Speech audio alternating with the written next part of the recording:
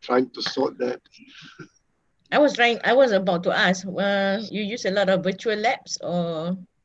Yes, the next semester we are calling them in. Okay, so I think we will start ya, insyaAllah. Bismillahirrahmanirrahim. Okay. Okay, Assalamualaikum warahmatullahi ta'ala wabarakatuh, and a very good morning to everyone, okay, to our audience and especially to our speakers, okay, for our program this morning. Welcome to our program, which is a sharing session on Anugerahas YB Menteri Pendidikan Malaysia, Reka Bentuk Kurikulum dan Penyampaian Inovatif, or also widely known as AKRI. Okay, so I am Dr. Hasmawati from Faculty of Engineering, IIUM, and I will be the moderator this morning. Okay, so this sharing session is organized by the Center for Professional Development, or CPD, IIUM, and you can join us either through the Zoom, okay, Zoom link. Okay, you might have the link, or you can also join us live through CPD's YouTube channel.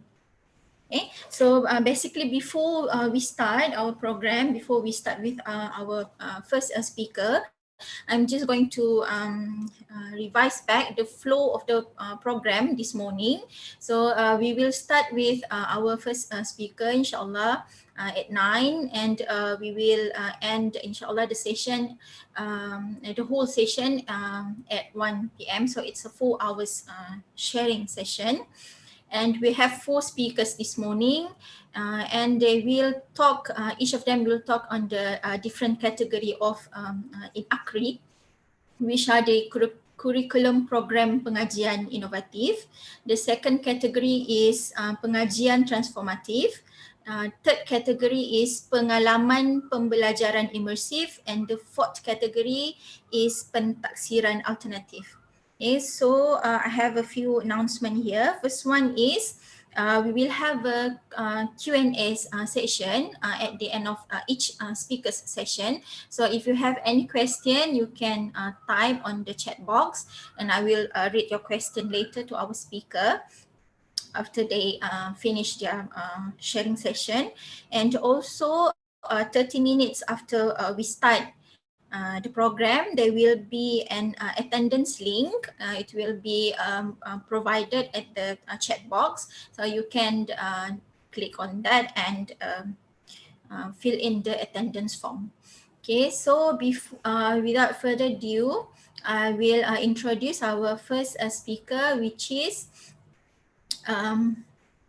Professor Dr.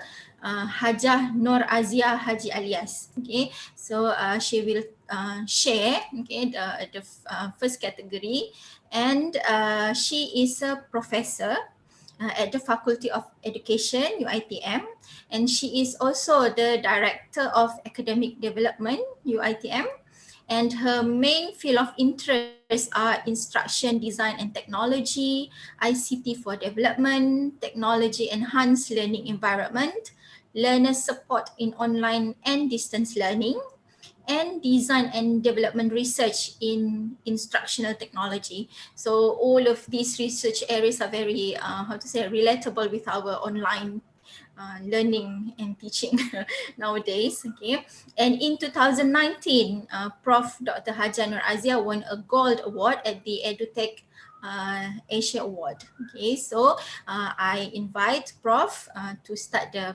first session.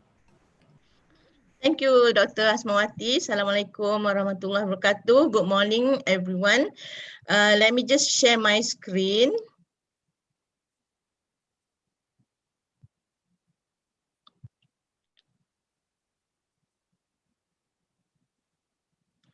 Can I run a check? Can you see my screen? Yes, Prof. All right, okay. Bismillahirrahmanirrahim. Alhamdulillah, thank you for the opportunity for me to be here today. Actually, Dr. Asmawati forgot one thing. I'm also an alumni of IIUM.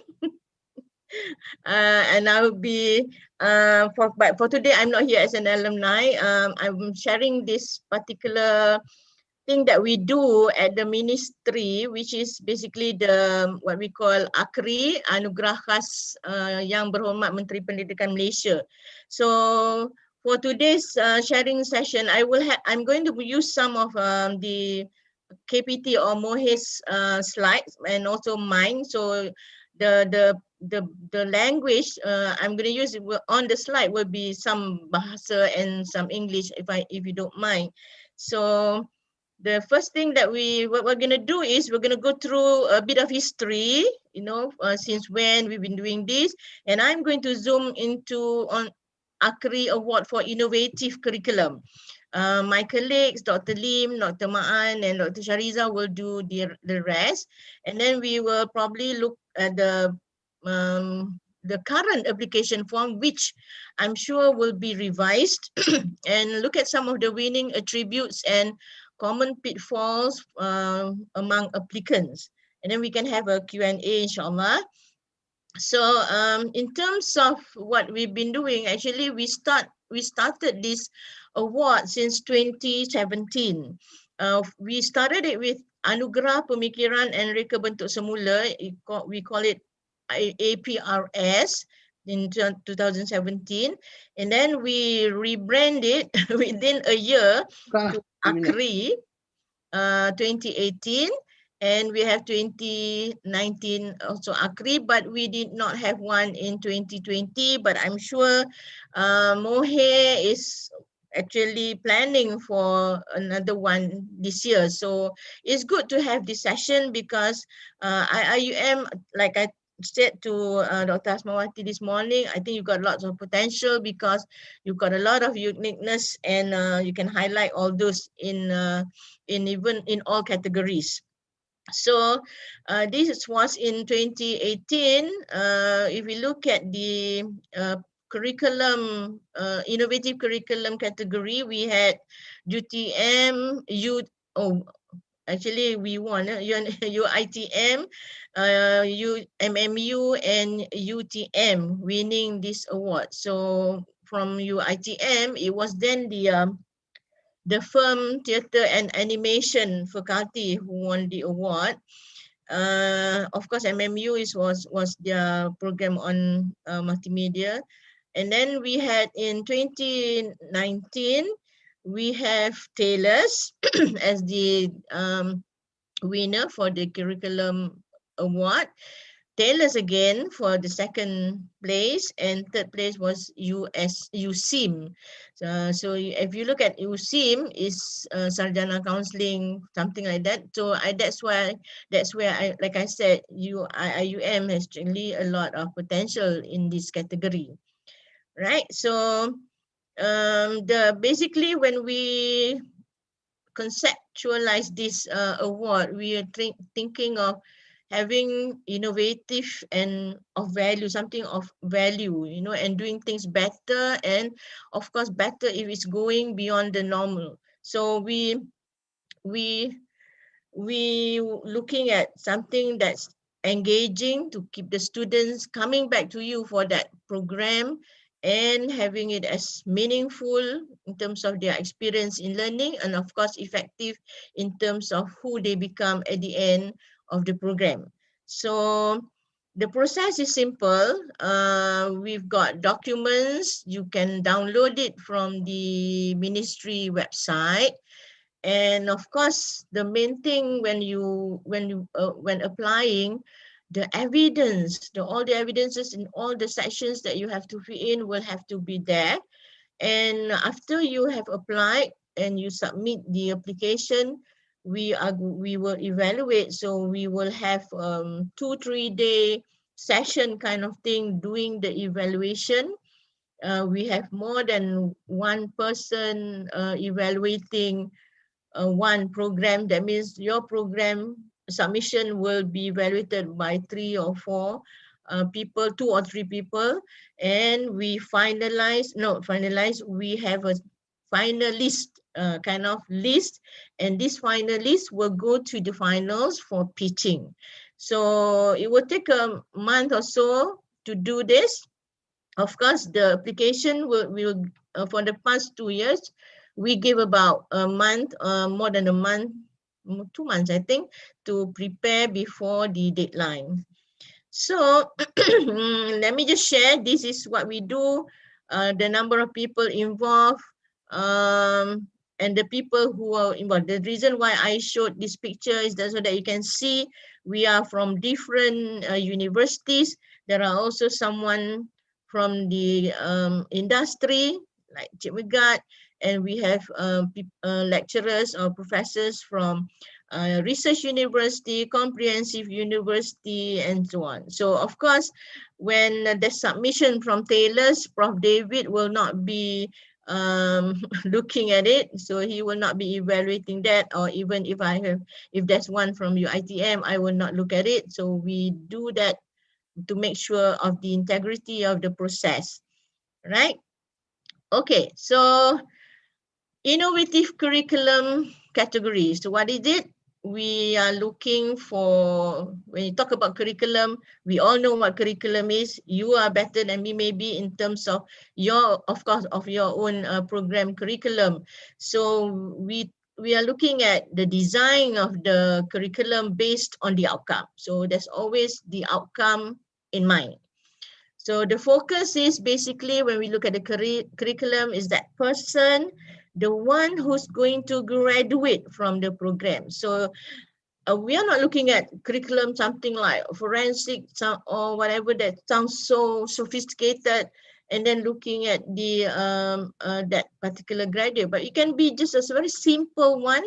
Somebody was telling me, can I just submit a CJIL program at the level of certificate? I said, no, this is not a problem to us at the ministry, because we want to look at the end of the program, what happens to this person. So the content of the curriculum and how it is being implemented is the one that we're looking for. So packaging the content with the innovative pedagogy and delivery, of course, and assessment, that's the one that we are looking.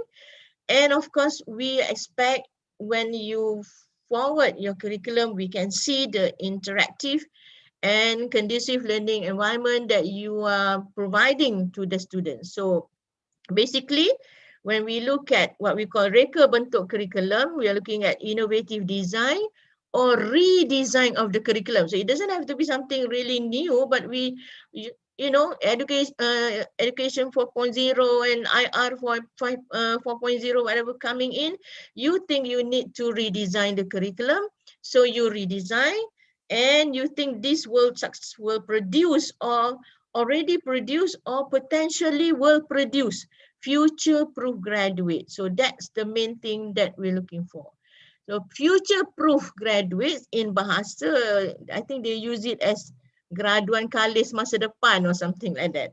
Meaning, when your student graduate from your program, you place him anywhere in the world, he or she can actually function and serve whatever organization or community that he is serving, based on that education that you give him through that curriculum. So if you can see that, then you're a winner, inshallah. Okay, so this is from GPT in Bahasa. It is written this way. I'm just going to share it with you. Actually, I have already mentioned that merangkumi pedagogi yang inovatif, pentaksiran alternatif, persekitaran pembelajaran kondusif, interaktif. So we want to see students who are creative, critical in thinking, also analytic, in a way that he or she will be responsive to the changes and the needs of the country, and also at the global front. So that is the objective of the award. Basically, looking at the program that will actually show us, illustrate to us the design of curriculum that will produce this future-proof graduates. Okay, so sounds a bit theoretical still, tak apa. So what we're looking for will be program of any level. So it can be a certificate, like I said, diploma, degree, postgraduate studies. So we can go for doctoral, in fact. It can be coursework or mixed mode, so that we can see the curriculum that you have designed for the program. So of course, we will look at the aims, the goals, the program educational objective. We all know that. We all know the CLO, PLO, PO kind of thing. So you have your program outcome, and then we look at the subject matter, how it actually being supporting the outcome, and also how you design the students' learning experience throughout the 3-4 years or 3 years of the program, and how the students will be evaluated, and the assessment as well, to see whether that outcome can actually be achieved, or you better still, you have evidence that it has been achieved in the form of students who have graduated.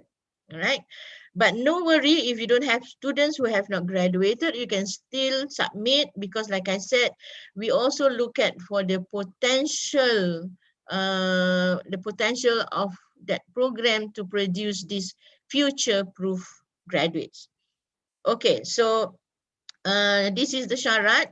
Like I said, at the moment, we only limit the applications to only 2 per institution. Of course, I at UiTM I have been begging Kementerian to let us submit more, because we have like 400 programs, and we have like 12,000 courses and so on. So, but still the limit is still 2. We have not revised that. So I'm sure IIUM can easily find 2 good programs to submit, right? So, okay. In terms of, let's go back to 2019. For example, we have in 2018, we have less. So in 2019, we had 19 applications for curriculum. We evaluated 16 because 3 were considered not eligible because of 1, late submission. You must be aware that the ministry, Kementerian JPT, in fact, they are very strict on the deadline. They go down to the last minute, meaning when they say 5 p.m., you cannot come in at 5:02 p.m. and said, I'm only 2 minutes late. They will not accept that. So that has been going on for the last 2-3 years. So please try as much not to submit it late. And of course, incomplete submission, this one in the form of the form not being signed by the VC or the institutional representative. There are also forms from before this that actually you did not fill in some sections and so on. So that will be incomplete. So you will not be evaluated. So we evaluated 16, and the evaluation criteria was based on basically this. Again, this was done last 2 years. It may change for this year, but it will not change much, right? So the first thing, I think this is a very important slide, where for the first part, we look at the rationale. Why are you redesigning, or why do you design it this way? You have to answer why. So basically, like so many things that we do in our everyday life, we answer the 1 husband and 4 wives, right? How, what, why, who, and so on. So answer why. Why do you need to design a curriculum, a counseling, for example, curriculum, a program for particular, like IIUM that did for drugs, something like penyalahgunaan dadah or something like that, right? What is the philosophy of the design? You must have some philosophy, okay? What kind of kemenjadian are you expecting from the students, from the program graduates, right? So that one has to be clear. So if I were to take Taylor's, for example, the one that they won the year before, their engineering program was very how do I say, kind of personalized, because the students come in, they can decide into 3 tracks. So they have a philosophy for that, because maybe we can take it as a personalized or individualized pathway for the student. Okay, so that is important. Okay. The other one, the next one, that's about 10%. Oh, sorry, I have a typo there. It's not exclamation mark. It's supposed to be 10%. The approach. How do you go about designing this curriculum? So this is a very lengthy process, actually, not lengthy, but it should be a very rigorous process. So who do you bring in? The students? Do you ask alumni? Do you ask the current students? Do you ask the industry? Do you even ask the community if the program is basically meant for, very related to community kind of thing?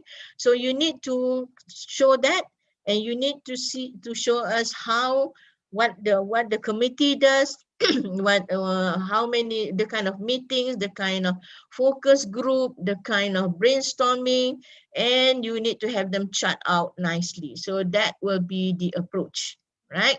So you can come in with tilers and so on, you know a lot about curriculum development. You can use some of the models. You have your own model base. You can also, that would be very good. That goes into approach. So the next one, the involvement, again, who, the stakeholder, the alumni, the student voice, that we need to see that as well. And used to be, we look at quadruple helix. Now we have quintuple helix. So we want to see the universities coming in with programs that are basically aware of what's happening at the moment. So if you come in, you talk about this program being redesigned because we want to address these 5 things in this quintuple helix and so on. So we involve the government, we involve the industry, the society, the environment, not to forget the environment, and that will be, I would say, very impressive lah. So of course, the bulk of the evaluation will be the impact. So you're going to say, how do we show impact when we have not have students graduated from the program? But we can also see some form of, percentage enrollment. We look at how competitive it is. People don't go to other universities for this program, but people are coming to your university for this program. You've won awards, students have won awards, lecturers from the program won awards. I mean, related to the program, of course. If they have graduated, we want to look at graduate employability, whether students are can be self-employed, and on top of that, you can have graduate satisfaction survey. You can have learning experience survey, and a lot more. So 40% over there. So we have 10, 30, 20, 40, 100% evaluation criteria. Okay, exciting, isn't it? Anyway, so when we had the with JBT, we were looking at some of the things that we were looking at some of the things that universities did. So we listed a few. So we suggest lah, yeah, the highlight should be on the objective, the approach, of course. How is it innovative when we look at compare it with a conventional program? For example, if I'm redesigning my bachelor in education, how innovative is my new program design compared to the one that I have now, right?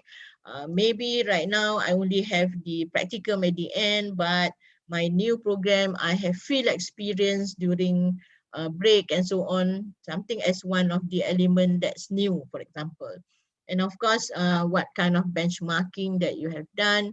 Again, let me just reiterate, industry linkage, industry modules coming in, right? Now we can open our program to not only our lecturers teaching, we can even have people from the industry with their modules, internship, talent exchange, mobility, of course, and teaching factory, facilities and resources that you have that support your program, alumni support, and of course the community and special impact. So in the impact category, like I said, we want to see how industry ready are your students, right? If they have graduated, we can get the tracer assessment, and like I said again, learning experience and so on. Okay, so the application form is downloadable from the website, but for now, this is for 2019. So at the moment, the application form is in the form of a Word document. So what applicants did for last year was to fill in the form and have links from the form to your Google Drive and so on. Some actually printed out all the evidence and place it at the back, have it in very nice folders. Some submitted more than one file and so on. But I'm not going to talk a lot about the application form because I am quite sure the ministry will revise this. But if you go to the website now, you can type AKRI 2019, you can easily download the last application form and you can go through that application form. So we can just take a look, I think, for what? Okay, for example, I have it here. I hope you can see it.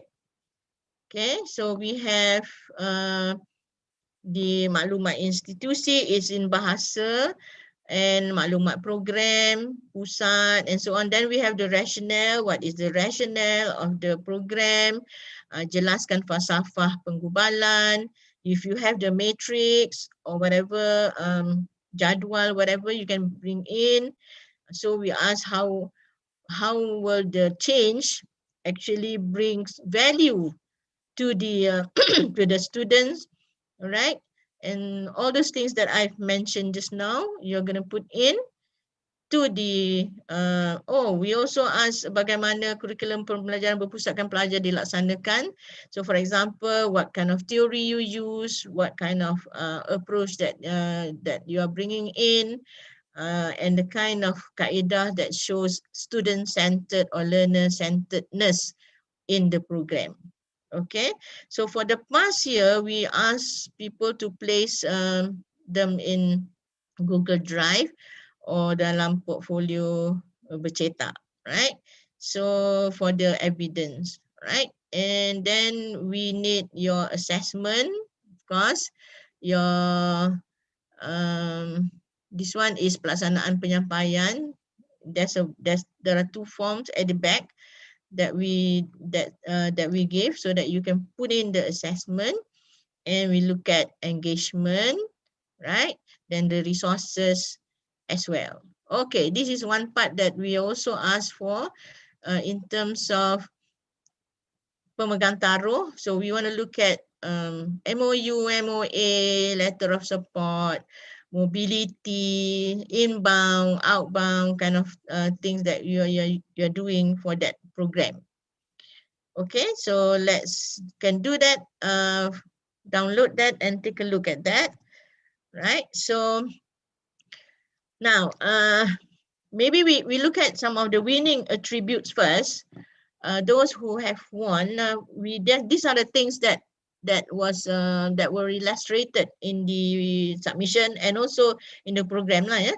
So for example, we've got people winning because they showed us this multidisciplinary approach that they take when redesigning the program.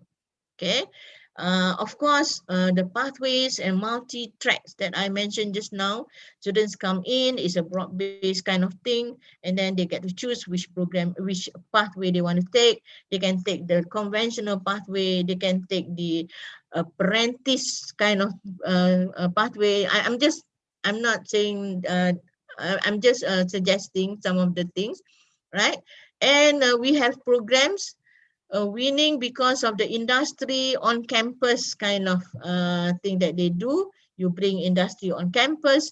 industry people, like you have industry modules for the students. Students are actually taught by people from the industry, and it is well designed into the curriculum. It's not something that you decide, okay lah, this semester I'm going to call in someone to talk to my students. Not the kind of thing. You have that already in the curriculum.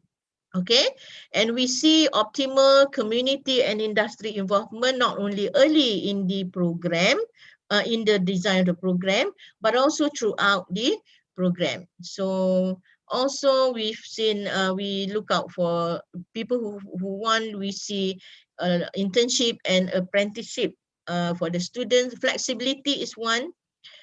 Award, they've won award. Students have won award. Students place second in the world, for example, for this particular program, for some exam taken for this particular program, for example. Of course, at the end, we see that holistic attribute of the program that will actually produce this graduate who will not only be able to be contributing to the what shall we say, the working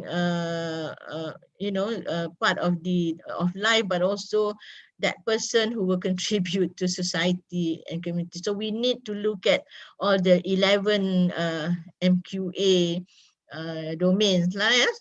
Okay, anyway, not nice, but let's talk about the pitfall. For example, why you did not make it. People did, applications were not listed as finalists because basically weak rationale for the redesign. We don't understand why you're doing this. This is nothing new or something like that. And very less scientific in terms of approach. It is not evidence-based. In the form, there are a lot of text. It's just like reading a cerpen, a short story, but we were trying our best to find what are the uniqueness or what are the elements that's new or that's innovative. So the narrative, the flow of argument, if it's weak, is not going to help, because we couldn't find the whatever that you are trying to do. So sometimes we got lots of activities described in the design, but we don't see which outcome are you addressing. So the first one, you need clarity. Oh, sorry, again, typo, clarity of purpose in terms of the design and redesign.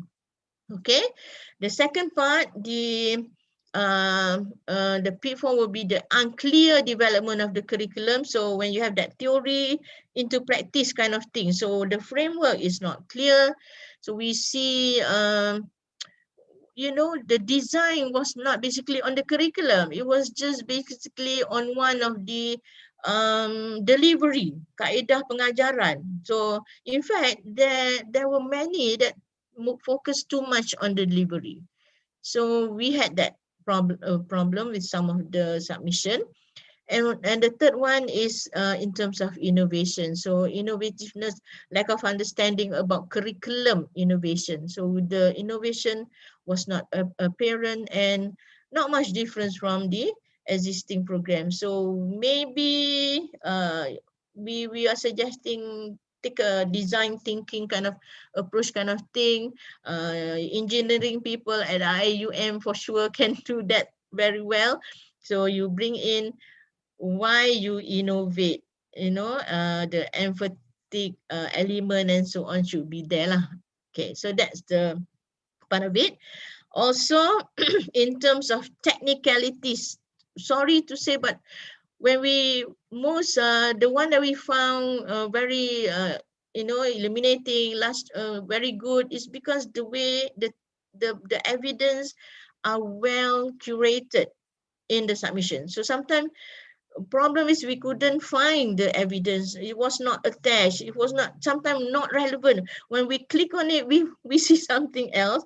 And at one time we have lots of link to Google Drive not functioning. So I think we are going to revise that idea of Google Drive, because some of our applicants actually did not put the actual link, but put a snapshot of the link, so we couldn't click on your link. So our Urus Setia had to type every part of the Google the link. It was not even shortened, so it was really bad lah. All right. Anyway, I hope that will not happen anymore. And the form not signed, not stamped, inaccurate keywords or terms used. When we want to look at the approach, you use a different, you know, it looks like as if you do not understand the process of the curriculum. That's the worst way of saying it lah, right? So lengthy description but lack pertinent points. Okay, and lots of MOU, MOA, but it did not illustrate activities related to curriculum development or implementation, and also lack emphasis on stakeholder engagement. So when we go to pitching, we had a few comments from the judges. When we pitch, we are not focused on the significant or the unique characteristics of the program. We got only about a few, how many, 10, 20 minutes. You need to use good use of the time to highlight the uniqueness of the program and not to give all the other, you know, things that's not, that's common, but and you're taking time. So by the end of it, you have not come up to the part where you want to highlight the impact and so on. And also we also had instances when we ask questions, the presenter was not able to provide answers proper.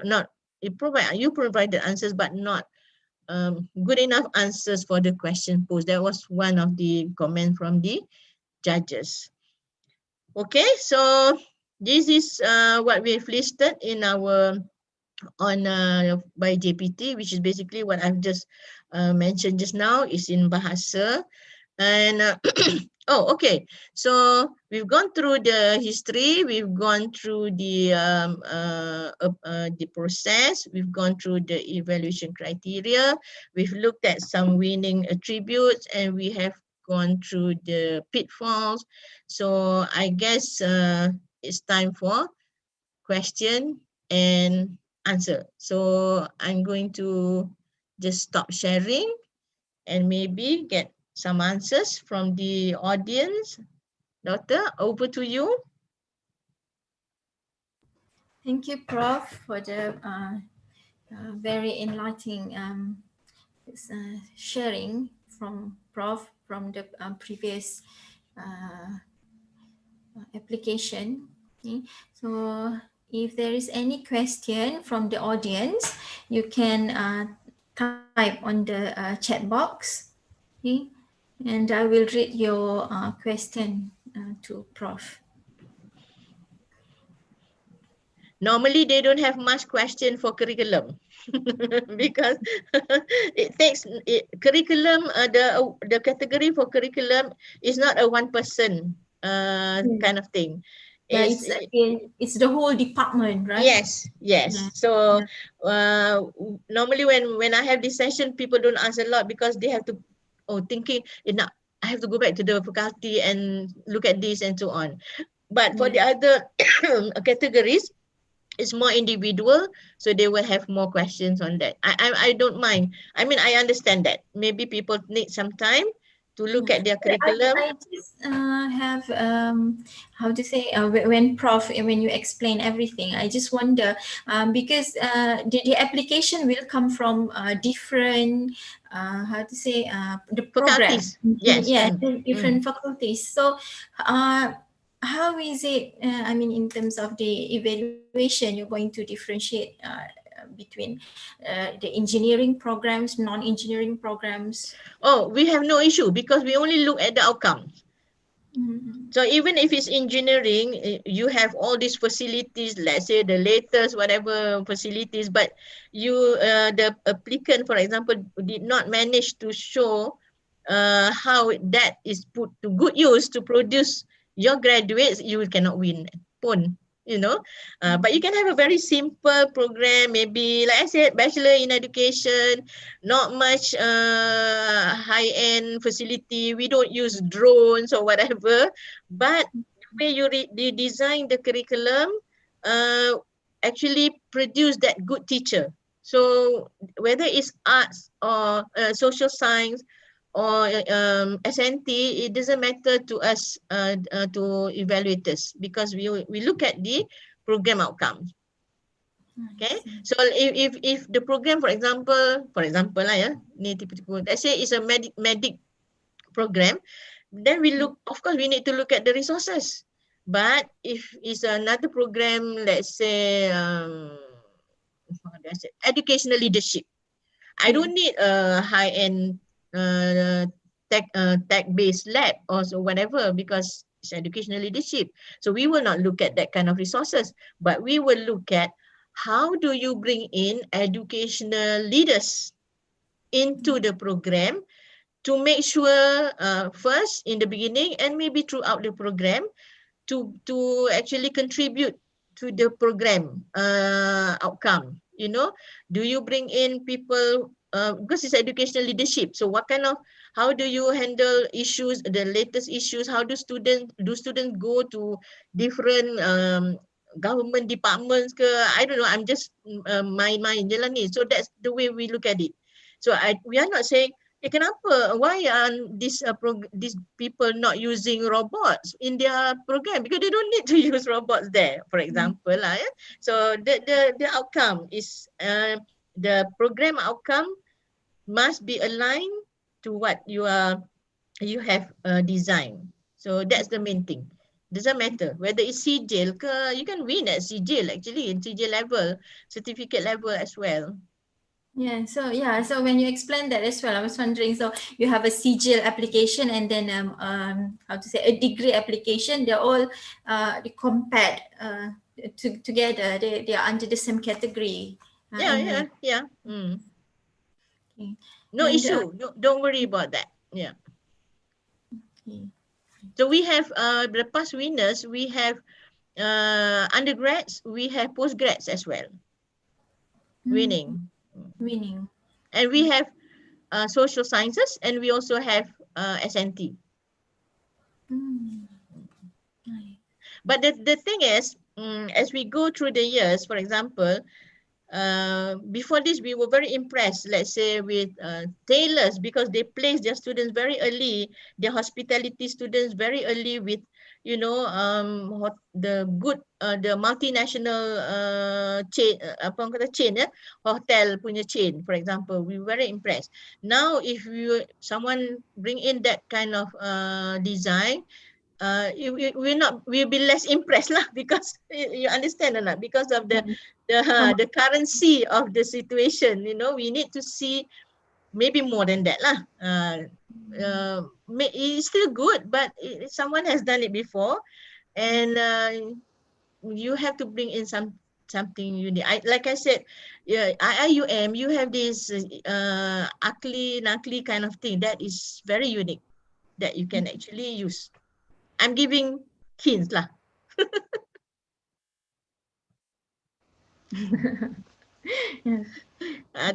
Okay. So hopefully later, because I'm just joining back IIUM in 2018, so I haven't heard a lot about okay. All this right, award. Dr. Ma'anus. Yeah, but I think it is maybe something that really we have to look into. Maybe will help us as well in the development of our curriculum, so that we know that there's a kind of award, so we have to design our curriculum. Yes. We focus on this as well, instead of just designing the curriculum.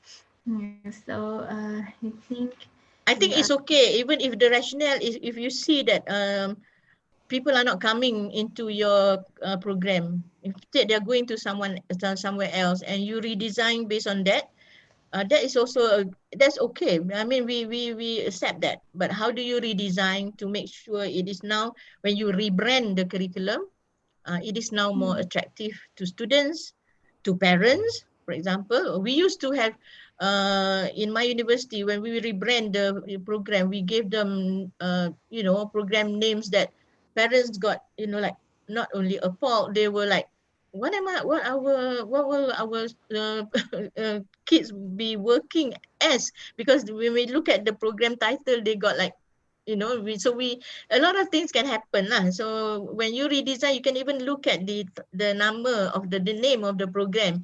It can also be you know, an innovative kind of thing. It illustrates maybe two multidisciplinary approach and so on. Boleh insyaAllah. IIUM boleh. InsyaAllah. Right.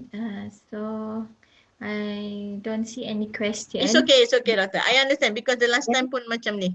People need to go back to their faculty and talk about it before they come back to you or they come back to CPD, siapa yang the one who organised this, and have more questions. Okay. So actually, Prof, I have one more, if you don't mind, since we don't have I'm okay. from the audience. It's about the MOU and MOA. So you said there could be lots of, you know, that program have so many MOAs, for example, but it doesn't really relate to the activities of the students. So I wonder if you can clarify that more, because okay. Sometimes we have universities or programs, faculties, they sign a lot of MOUs. So in the application form, they listed all the MOUs, right, that they have signed. So we want to see activities that actually clearly showing that this MOU actually support some of the students' learning experience or outcome. Okay, for example, you have MOU with, let's say, a university in Indonesia, for example, and then you sign, and then you show us activities of your lecturers going to Indonesia and have a symposium. So we are not so, this not very clear what, and then the symposium is maybe not even on the very directly related to the program. So maybe it's for another program. So that kind of thing. So that's why we said a lot of MOUs have been listed, but we don't see the clear link to the program. So if you do MOU and the program students mobility increase for that program, or you have lecturers from that university teaching for your program due to MOU, something like that, or even maybe sharing of something, not only resources in terms of lecturers, but maybe for other things as well, or activities. You have global kind of activities among the universities that you have MOU with, where your students participated with all the other students from the other universities, that will increase their, you know, global mindedness or something like that. That will be good. So we don't want to see a lot of MOU lists and not see that kind of activity. Yes. For example, let's say my program, we have MOU with an industry, and then one of the activities that we have like 2 students, for example, doing industrial training over there. So that's the kind of activity that you are looking into.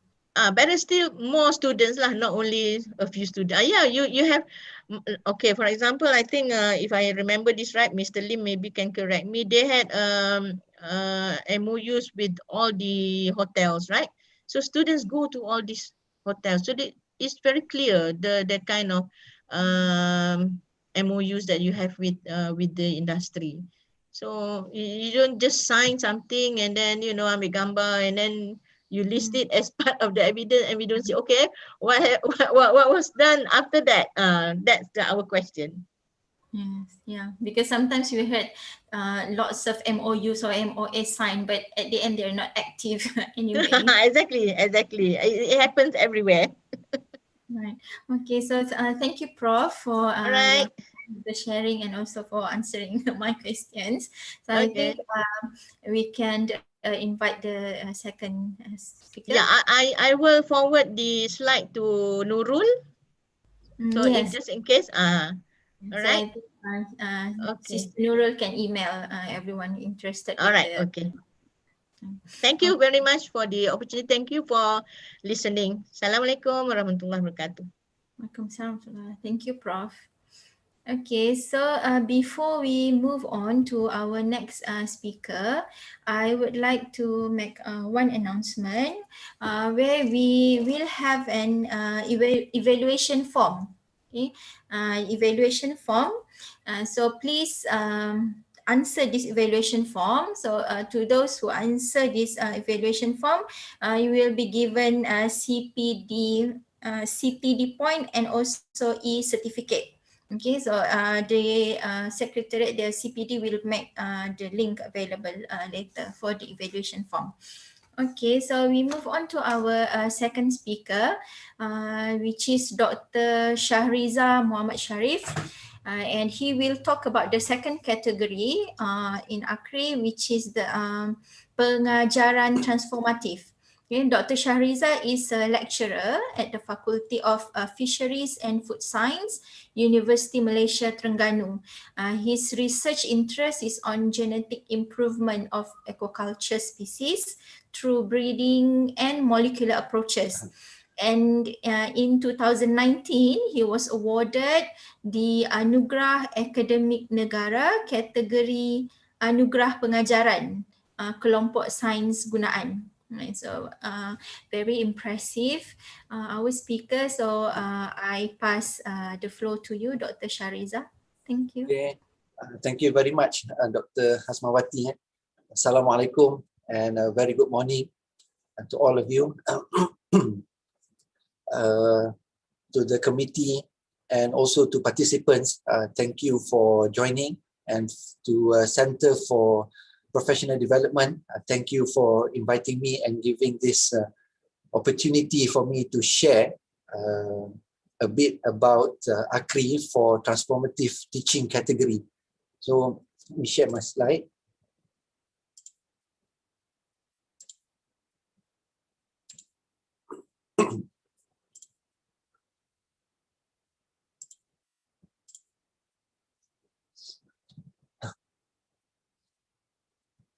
Okay, first I need to check first. Can you hear my voice clearly? Yeah? Yes. All right. Okay, and can you see the slide?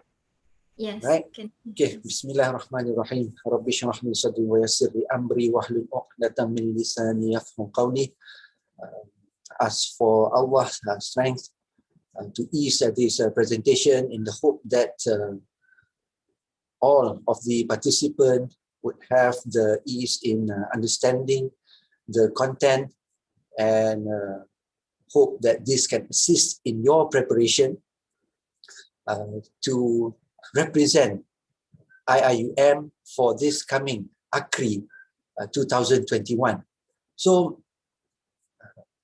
I'll be sharing regarding transformative teaching category. So just a bit of background. Alhamdulillah, I was granted by Allah to have this opportunity to receive the first transformative teaching category, Johan, in 2017. At that time, it was APRS. Okay? And one of the panel is the panel that we'll talk afterward. That is Associate Professor Dr. Ma'an, who was assessing my project. Then I was invited as a panel in 2018 as well as 2019. So based on the experience, I hope I would be able to share some of the things related to this transformative teaching category. But let me give you what transformative teaching is for AKRI. Well, this is focusing on delivery. That means it is focused on the lecturer or the educator. Means that it looks into the teaching method, either in the form of you giving lectures through interactive lectures, not passive, or without lectures. How do you say without lectures? Well, you can be present there, but you are not there to talk and give lectures on your topic. So some might be asking, so we need to zip our mouth? No, afterward I will explain. So it focuses on the teaching method with the purpose to increase student involvement. That means a transformation from the normal lecture base where the student just sit there and listen to your talk, but it transforms into an active engagement, either between the students or between the educator and the student, or in the triangulation. And the criteria is that the method is proven to achieve at least one learning outcome. We know that in certain courses, we have more than one course learning outcome. So it does not mean that the method must be able to achieve all the learning outcome that is available or present in your course. So it can be targeted for only one. So when we talk about lecture and non-lecture, what does it mean? Now, in transformative teaching category, they are not divided into two. It is still one category, but the method that you want to show or to share can be either in a transformative way of lecture, means that your method is still based on lecture, you give the lecture, but there is an element where highly participatory of the students during that lecture. Okay, it can be where you have a discussion, it can be you have a game, okay? You give a certain 10 minutes talk, and then you start to have an interaction using either kids or online activities. Now, these are what it is meant by a true method using lecture. Now, non-lecture means that you might be present there, but you act either as a coach or a facilitator. In order for them to acquire that particular skill or knowledge, you are there to facilitate the learning. Your design enables them to learn and understand the topic even without you being there to explain every single thing of that particular topic. Okay, you might be there to channel and guide the student, okay, based on your design, but the student will learn among themselves or by themselves and acquire that particular intended learning outcome. Well, how does this transformative teaching category evaluated? Now, there are four major components. We look into rational, composed of 10% out of the total marks. We look at the approach. Okay, how do you do it? How do you execute your method? That comprises of 40%. And then we looked into student involvement. Okay, that accounts for 20%, and the effectiveness of the project, the impact of the project, either towards the student attainment of the learning outcome or to the transformation of the course by itself. That means from that method, apart from the student attain the course learning outcome, you were able to transform how the modules being presented in the course. So let us look at each particular thing. Now, rational. You will be given a form to fill in. Currently, since there is no changes yet, or we haven't been informed about anything, my presentation is based on the previous form in 2019. So any one of you candidate from IIUM who would like to apply, you can apply individual or by group. So it can be two ways to apply this for this category. Now, the first thing that you need to put in is your rationale. So what is the main issue or problems that sparks your thinking, your urge to initiate this project? Now, when I mention here project, means that your teaching method, your teaching approach. Okay? And what is the objective of your project? Now, if you look into this, the other one is related to student approach. So is your approach aligned to the, either you are targeting for all course learning outcome in your course or a particular course learning outcome? The project, your approach must be aligned. If it is not aligned, you will be getting less mark. Okay? And we also look into the novelty, how original your approach. Is it just the use of the current method that is already available, or you redesign a new one, or you modify from an existing method? I will explain this later when we go along.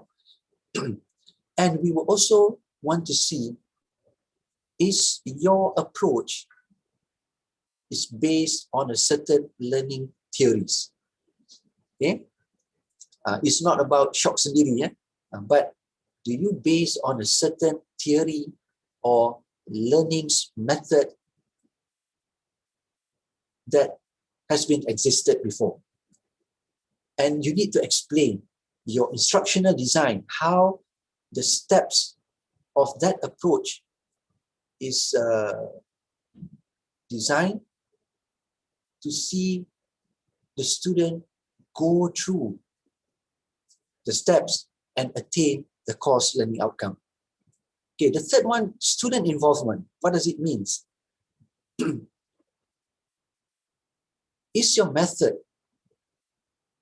able to engage student either cognitively? That means they need to think, they immerse themselves, okay, trying to solve problems or too engrossed with your method that they sleep, they eat, for example, always thinking about it, but not up to the extent, just to exaggerate, to highlight the point. Or it increases their involvement in terms of cognitive or changes in their behavior. Before this, your approach is too passive that you cannot see their involvement. But now you can see changes in their behavior. They are more excited, they are more motivated to try to acquire the knowledge that you are trying to deliver based on your approach. Okay? And the effective aspects of them. So your method can either be increasing the involvement for cognitive, or changes in their behavior, or changes in their affection, or the whole thing. That depends on how you see the effect of your approach to the students. And we want to see the evidence. Some, they say that students are highly engaged, active learning occurs, but no evidence are being provided. So we cannot see the reality, or whether is it true that high participation occurs or exists in your approach. And the last aspect is the impact. So effects toward the student learning, okay, in terms of their results. It can be in terms of changes in the motivation, or maybe addition, changes in their soft skill. You don't intend to focus on, for example, communication, but your method, apart from increasing the attainment of the intended learning outcome, for example, you want them to have the skill for critical thinking, But at the same time, you notice that your method also improve students' communication skills and teamwork. Even though these two soft skills are not in the focus of your learning outcome, but you can see that there are improvements in them on these two aspects. So these are the impacts that you can explain when you prepare your document. Now, another thing in the impact is that the ability of your project to be spread or to be used for other users. Either it can be used for other courses or for other fields, other programs, and the impacts in terms of benefit, cost. It can be time, it can be benefit to the stakeholder. We look into this matter once I give you some example. Okay, this is the question that you need to answer when you prepare your document. You can check this in the website. It is available. So this is what you need to fill up. Okay, what are the challenges or issues that initiate this project, and what is the objective? So when you want to highlight this, how do you put, or what are the points that you need to consider? Now, in terms of this, I would like to highlight, because these are also discussed and highlighted among the panels. In some of the candidates, they put there, one of the challenges is, I find that when I teach, students sleep, or the subject is so boring, okay? And I feel that there is no fun in my teaching. That is not the main challenge. Okay? Challenge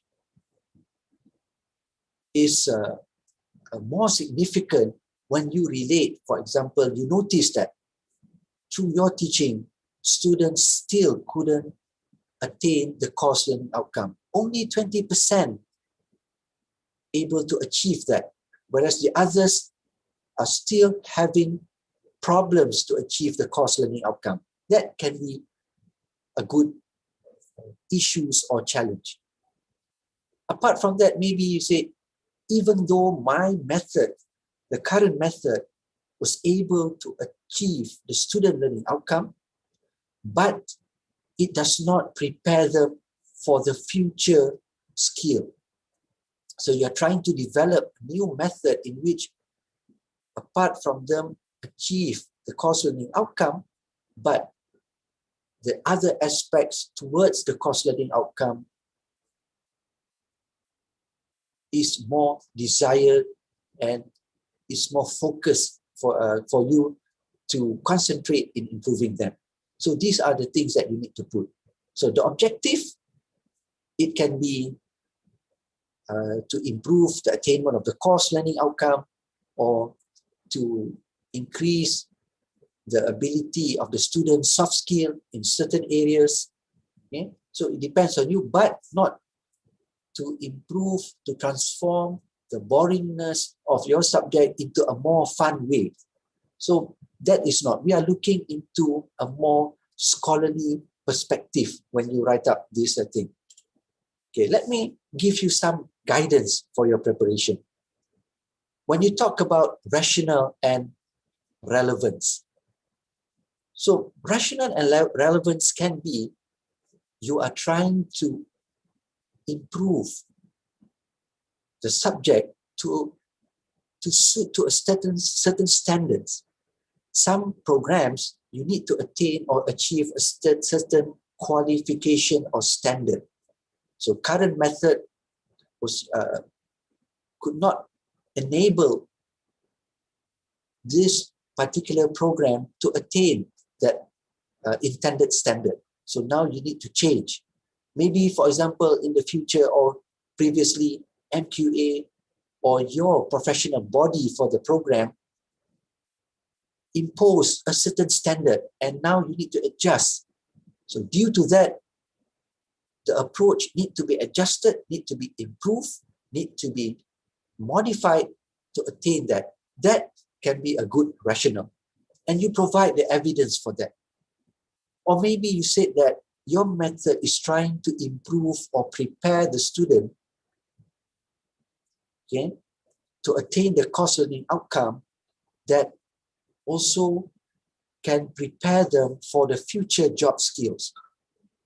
Or previously, your teaching method could not be able to be more effective to achieve a certain level or learning domain. So these are some explanation that you can put up that is more significant compared to when you say that the class is too passive, the class is too boring, there's no fun, there are others. Okay, in terms of rationale and relevance, you can look up into World Economic Forum. Now, why I'm highlighting this is not for you to just, oh, okay, these are the tips to create a more good rationale. No. These are the things that you can refer to, because it's not in the purpose of you trying to increase the mark. AKRI is not about trying to manipulate things to increase so that you can get higher marks. AKRI is about sharing of your best practices. Now, we all know that a lot of lecturers, they are not lecturers who graduated with education. Most of us, they don't have diploma in education. They don't graduate in degree in education. They graduate in pure science degree program, or maybe in a pure social science degree program. But their passion, their method is suited to a certain learning theories. But because they don't dwell into all those educational terms, they might not be aware. So have a look in the World Economic Forum. Most probably, some of your initiative is actually related. Once you look here, then maybe you can say, yeah, actually this is the one that I'm currently doing. So when you see that there is a relevance of the things that you do with the future job skills, then you can add it up. But don't intently create it just to increase your mark. Be truthful and be sincere. So this is for 2022.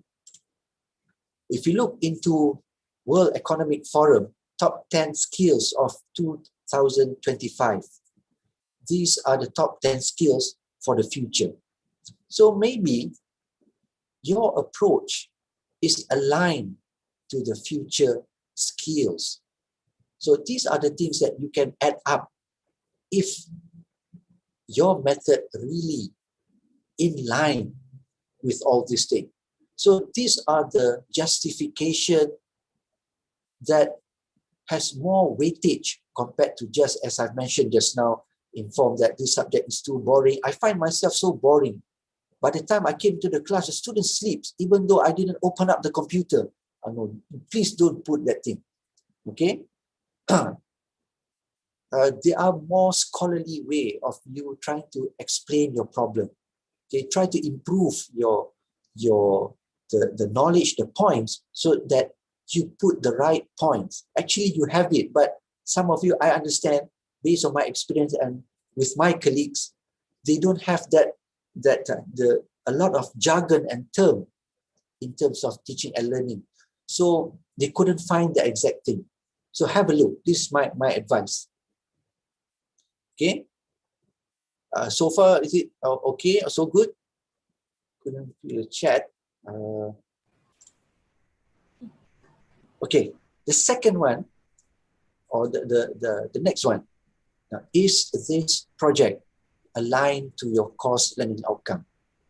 Please answer them precisely. Is it aligned? Show at which part that this approach aligns to. Which course learning outcome are you focusing? So provide the evidence.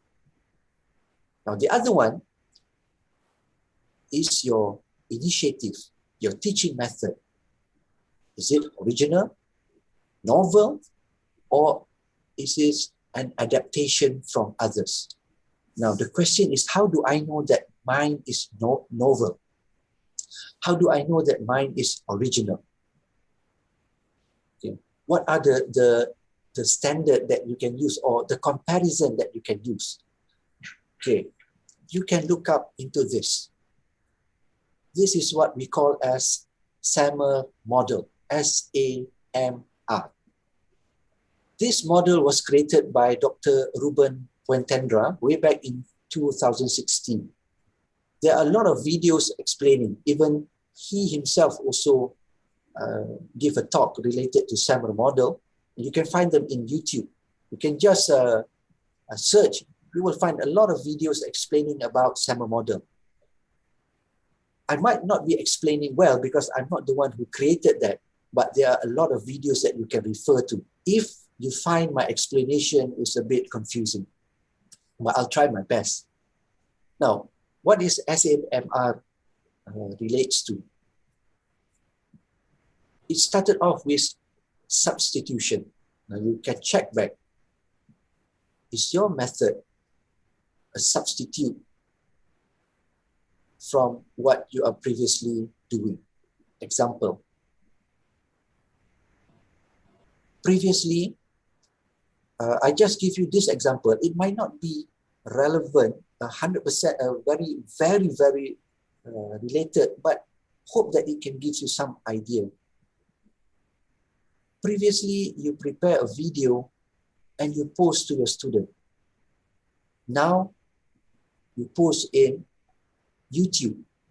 So you are just substituting your method from giving the videos to the students in the LMS, but now you are just putting up in the YouTube. So that is substitution. It's just changes in the platform.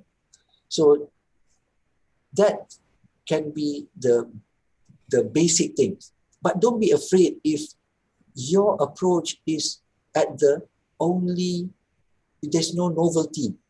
You only get lower marks for that question, but there are higher marks on the other side. There are other marks. It's not the solely marks that is being evaluated. Or previously, you asked the student to write in a piece of paper for the report, but now you ask them to do in a Microsoft Word. Or better still, previously you are using Microsoft Word, now you are asking them to prepare in Google Doc.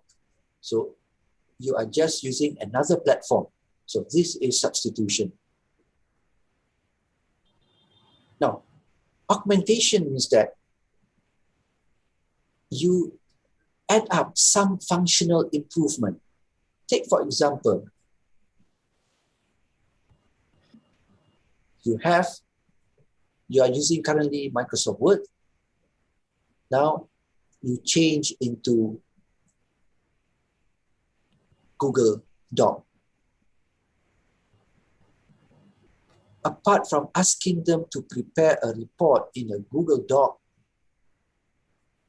you ask the student to prepare through collaborative method, because now it is in cloud-based, so the group can prepare the report online. So you add up that particular thing and you were able to give comment straight away. So that is augmentation. So you add in some improvement to the way the students send their report. Previously, they prepare, you don't know how they prepare, and they submit to you. But now, having the use of Google Doc, you were able to monitor. So you add up some function in which you can give comments and feedback to them prior to the student submitting the report to you. Modification means that Google Doc is normally used for preparing documents, but now you change them to become an interactive quiz. Google Doc is just to prepare a document. Now you modify them. Rather than preparing document, you're preparing them as a quiz or interactive sheet. and you incorporate a video and they watch it and they answer the question, it improves their learning and active involvement. So that is what modification is about. Redefinition is where you totally change. You are working together. For example, you prepare the document, you make it interactive, but at the same time, they prepare, they maybe submit to another in the social media, and they get comments from the industry, or the report was being posted and they need to get comments from the stakeholder or industry, and that particular report is a combination of thoughts, collaboration with others outside of the boundaries of the university, for example, or your course. So you already redefine it. It's not more than a report. It is made using other activities. Or, for example, in YouTube, previously, you post your videos in your LMS, but now you post your videos in YouTube. Apart from that, you modify and make them as a quiz. Better still, apart from you make them as a quiz where you incorporate the YouTube inside, for example, quizzes or Edpuzzle, now you gamify the YouTube. I don't know whether how many of you have heard that people gamify YouTube. YouTube is just a platform to watch videos, to curate content, to create content, but now you're using YouTube as a game-based learning. How to do that? Okay, if there's none, these are some of the ideas I can give to you. But not for this AKRI, because I'm planning to provide a game-based learning just by using YouTube. Or redefinition means that you are using YouTube as your LMS. Have you ever thought about using YouTube as your LMS? Students submit their thoughts, students submit their assignment in a simple written form in the video comment section. You curate the content of the videos to make a learning environment for your subject. You are transforming the normal LMS, and now you're making YouTube as your LMS. Okay, so if nobody has done it before and you were the first person to do it, that is what we call as redefinition of YouTube. Because normally we thought, okay, YouTube is just to upload videos, to create a playlist, you want to share, you want to become edutubers, YouTuber. There are hundreds of people now becoming YouTubers. So it's not a new thing anymore. But how many people use YouTube as their LMS? Okay, as a teaching and learning, not just normal downloading videos. So when you do that, there's a totally redefinition. Okay, so that is what SAMR is all about. So you can use that to check your originality or your novelty of the product. Okay, some of the things, some candidate, maybe they are excited because previously they don't have knowledge in the use of Web 2.0. For example, the use of Padlet. For the past 5 years, they are just using the normal way, but suddenly they learn Padlet, now they transform. So they feel that, yes, it's a transformation. I transform my class into using Padlet, and the student involvement is high. It helps me to attain the course learning outcome. Okay, it's good, but be mindful, Padlet is normal to other people. So there's no new thing. If you have something that you want to share, make sure what is the uniqueness of your use of Padlet compared to other people who also use Padlet in their teaching and learning. That is, I hope, to give some motivation to some of you, because sometimes in another aspect, we feel that Padlet is normal. Everybody is using it. But you didn't notice that the way you use Padlet is totally different from other people. So if you have that, don't feel demotivated or downhearted. That is your potential. Because don't look at Padlet by itself. If you have done something different which other people haven't used it before, then that is your strength. So this is the way I use my Padlet. Even though Padlet is normal, my approach is totally different from other approach. It has never been done before by any educator. So these are the things that you need to look. Discuss with your peers, ask other people to ensure that what you have is something unique or different from others. Okay, the next one is, what is the learning theories that form the basis of your approach? So you must relate that. Are you using cognitivism learning theories?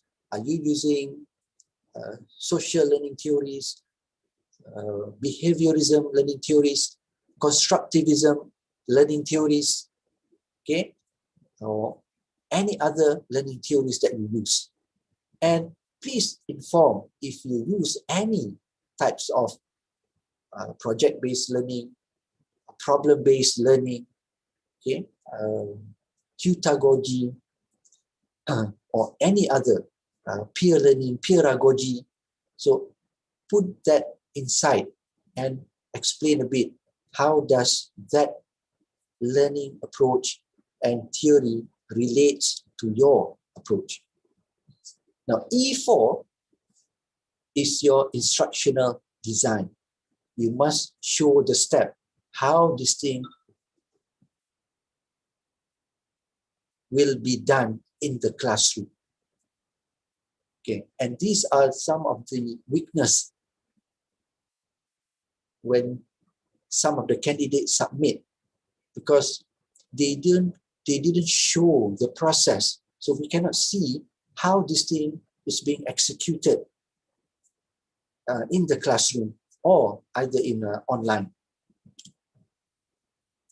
Okay, so related to that, your learning design, your process or step that the student needs to go through in your method, and duration. How long? Is it for one semester or for 2 weeks? You must state that. Okay, because some of the candidate didn't put up that duration. Some we found out that after gone through, it is only applied for one session of tutorial, a 2-hour tutorial session. So things crop up. Is it enough? The approach coming to the class during the tutorial session, 2-hour tutorial session, course learning outcome attained. So be clear of the duration. How long does it take for your approach to be implemented and for you to look at the attainment of the course learning outcome of the objective? So this is what I meant just now. How the student learn? Is it they learn by doing?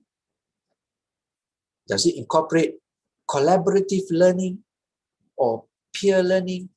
These are the things that the term you need to add inside them. And evidence in terms of student results, student reflection. Reflection can be in WhatsApp, Facebook, Instagram. If you have done any survey analysis, and compile all the pictures and the video of the activities. So back to what I said just now, this one, evidence, okay, student involvement. How far is the student involvement in your approach? Now this you need to explain and show evidence, the videos, pictures, start to take pictures and start to find and collect back all the pictures that you have taken before. So that's where they put here, provide evidence, okay, that shows the changes in behavior, their motivation, their eagerness, their passion to try to produce the best when you were implementing this approach. You can see changes inside them, changes in their cognitive, their thinking. Yeah. So it can be in a logbook if they have, it can be in their portfolio. I know some of you ask students to prepare a portfolio to track their progress. So you can use that as your evidence.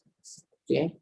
Discussion. Sometimes when you do activities, you track to the discussion. For example, during this online, I normally created a subgroup of my lab group. So from there, all the WhatsApp that they use for each group that they discuss, so we keep track of that. And that can be also evidence to show that my method requires them to be active in their learning process. So if you are trying to present the method related to online, so use a lot of, like if you're using WhatsApp, Instagram, that shows them discussing as your evidence. Okay, bear in mind when I say online, for transformative teaching, it does not necessarily must be the cutting edge technology only will be considered for this transformative teaching. No. Anything that transforms, the keyword just now that I mentioned, any transformative teaching that changes or increase student involvement, high participation, there is a triangulation, active participation between the student and between the educator and the student. It can be in a face-to-face method, it can be in online method.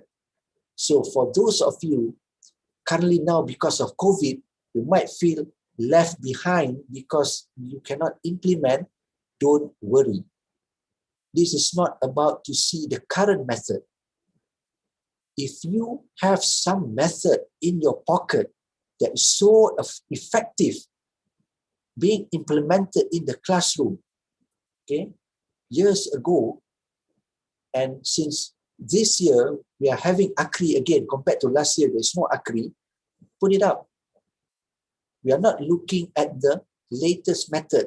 This AKRI, I don't know yet, but as far as we know, AKRI is not about who is the best online transformative teaching. No. Right?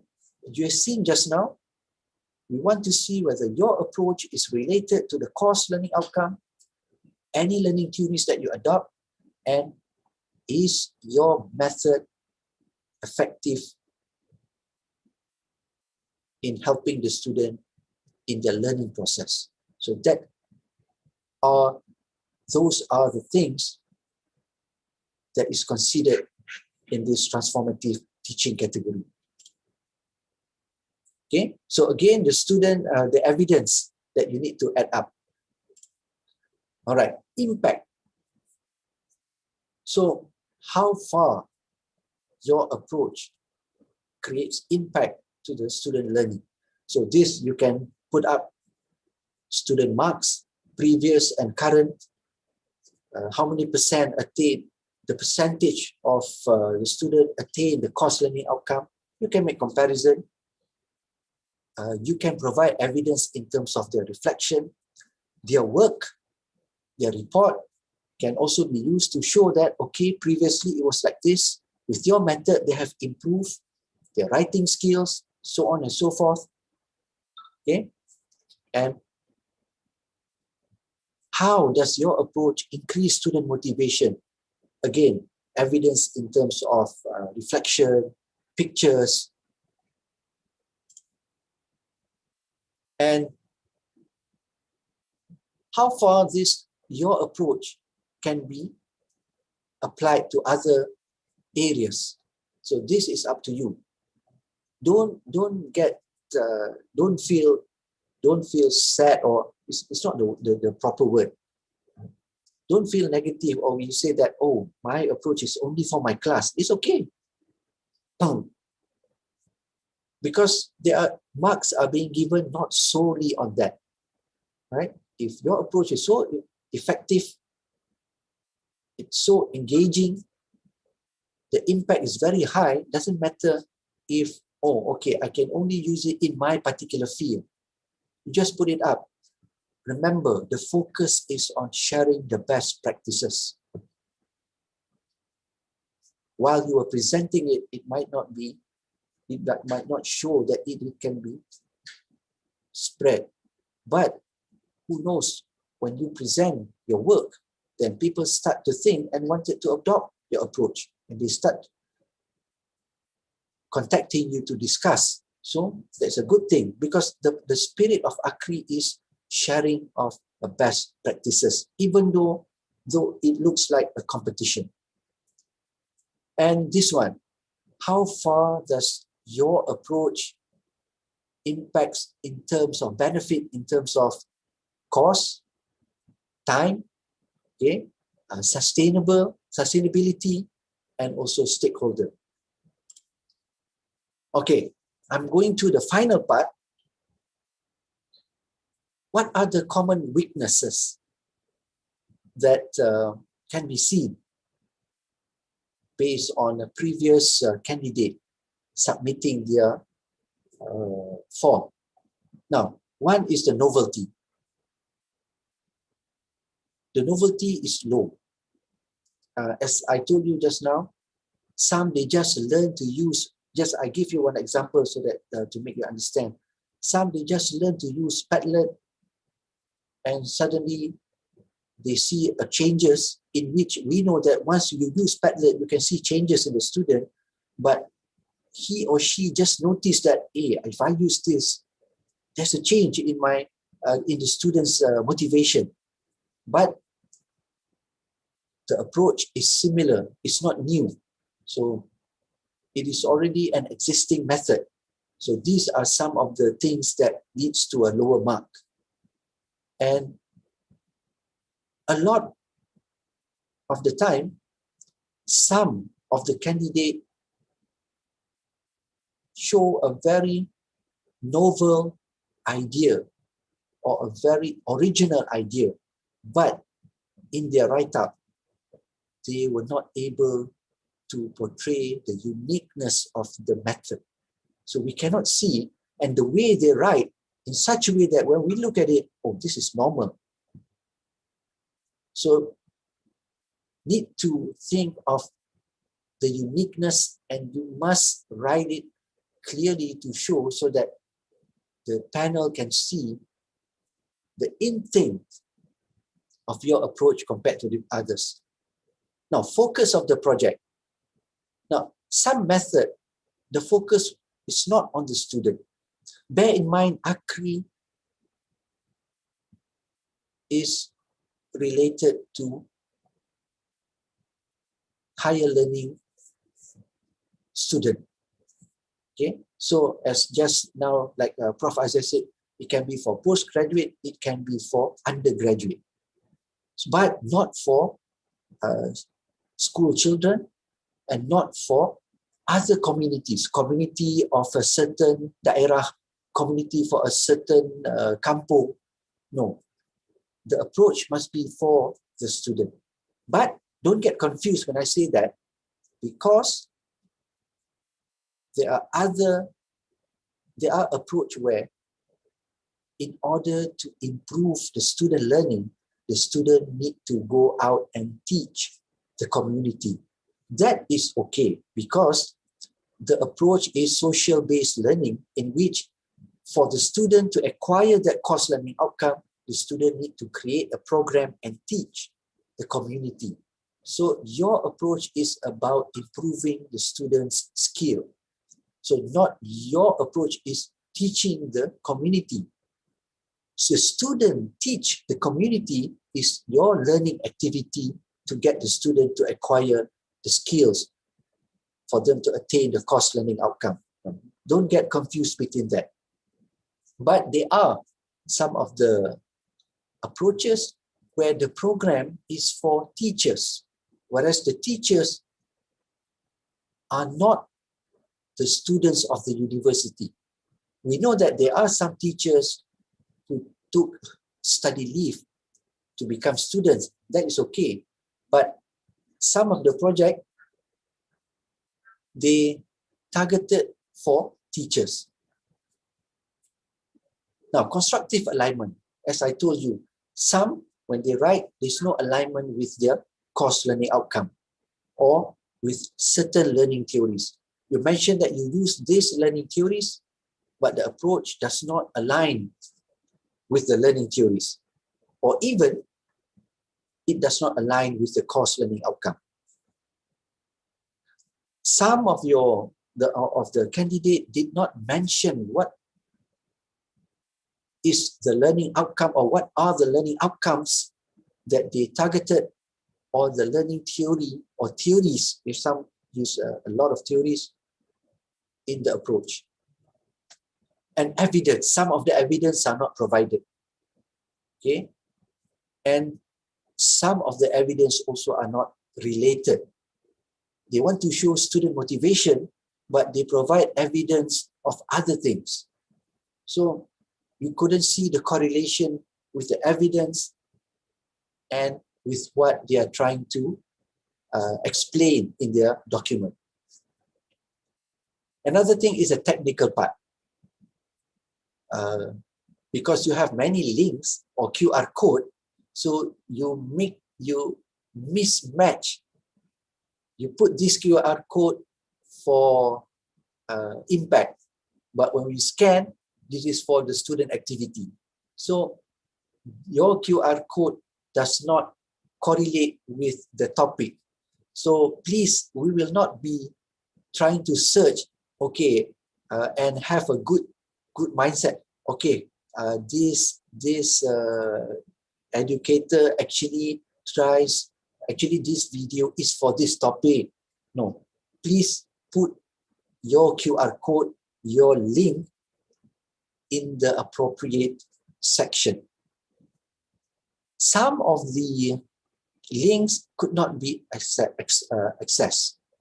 So please make sure the setting of your link, when you prepare a Google link, make sure it is anyone with the link. Some, I know in certain universities, like in UMT, we have Google Suite for education. So there is another section only for UMT. So if your university have that kind of setting, please make sure you change it into anyone with link. We will not be contacting you and ask you, excuse me, I cannot access. Can you grant me your access? Okay? So please ensure that when you submit, the link can be accessible. Okay, for transformative, same as other categories, if your approach, the document that you provide, achieve a certain marks, then you will be called for pitching presentation. So some of the candidate, when they went into the final stage, what they explain does not align with what they wrote or prepared in the document.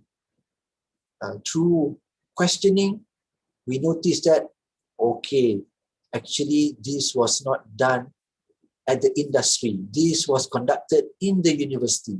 But when they wrote that this is a collaboration with the industry. The picture shows the industry setting. But when they present, when we ask, oh, this is the setting in our lab. It's just a nearby lab inside our university. So it's not an industry unless you have an industry inside your university. I know that UM, for example, they have industries coming in. They have a building, and where industry come up and open up a space, a workspace. So that can be counted. But like the example that I gave to all of you just now, they use the existing lab, teaching lab, but because it so happens that it looks like a place in the industry. So when we look at the document, okay, this it sounds good, but you will get caught when you present. Yeah, so make sure. And this, another thing that we also notice,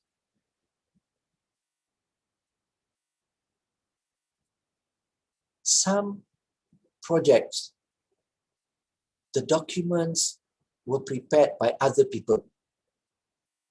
It was not prepared by the candidate. Maybe because they have a person who can write in a powerful manner. So when we read the document, it looks very good, but we notice that during presentation, when the actual person came and present, the presentation was not strong enough and reflect what is being inside here. So please be careful. If you don't have the ability, I'm not saying that the English is not good or the write-up has a lot of grammar. No, we are talking about the points and approach. The candidate was not able to explain explicitly the approach that has been beautifully written inside the document. So that means the knowledge of the candidate does not reflect the knowledge that we can see in the write-up. So this can bring lower marks to you. Okay, I will go to another section just for a short while, but I'm closing this the topic, and then we open up for question and answers. I just want to close this explanation on transformative teaching category with this graph that I also obtained from in Prof. Karim's presentation 3 years ago. Now, it's not about this diagram, but two things. AKRI, especially for transformative teaching, the spirit is about sharing of best practices.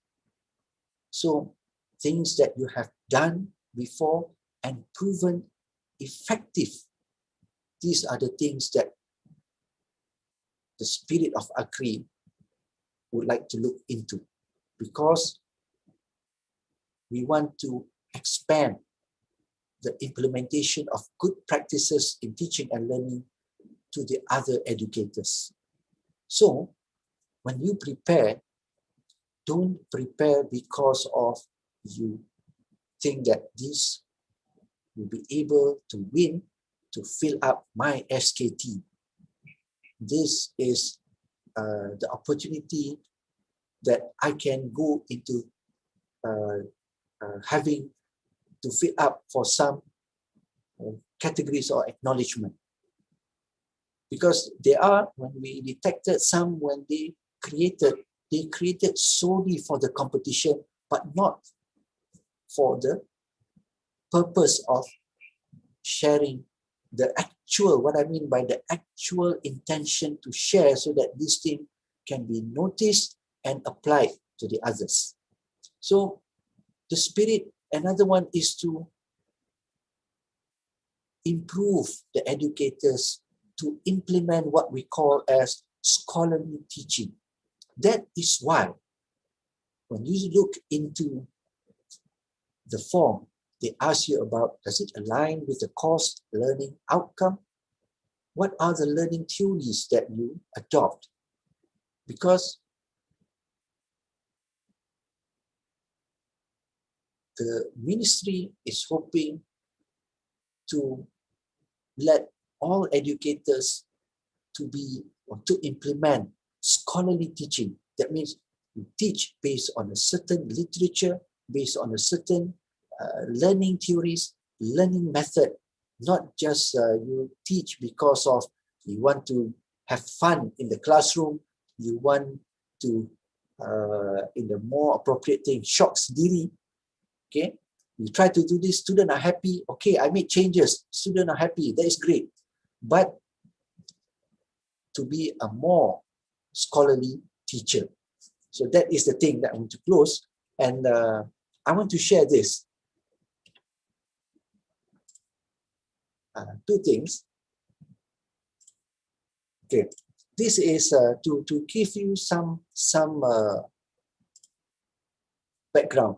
This is the things that I presented in 2017, but I'm using the previous slide, so it's in Bahasa. But I'm not going to go through all, but just to show you the information regarding course learning outcome. So what are the skills that you are trying to focus on? And the justification. For those of you who attended my sharing yesterday would know this, but for those of you who are just joining today, so in my case, I'm trying to teach and train students to design and make the breeding of a fish for them to be able to produce different colors in fish. So there are steps that needs to be taken. So the initiative of this project came in when I received comments. See, we asked the student to provide feedback either through emails, SMS, through our comment section, student evaluation. So the initiative to create the kit came in when I received comments from the student. They want hands-on. They want more lab activities. Some even suggest to me teaching kids alat bantu mengajar. They desire a practical lab. Okay, so these are the evidence example that you can show when you prepare your document. So justification, why the need for you to develop, for my case, why the need to develop the kit? If I were to teach the student, these are the facilities that I need in which my university don't have it. But how do I train students even though they don't have these facilities in the university? So I raised up the issues. If I were to use this, even if my university have all these facilities, there are other issues. To maintain them, fish can die. So it prohibits them to see the whole process. Bigger facilities, higher cost is needed.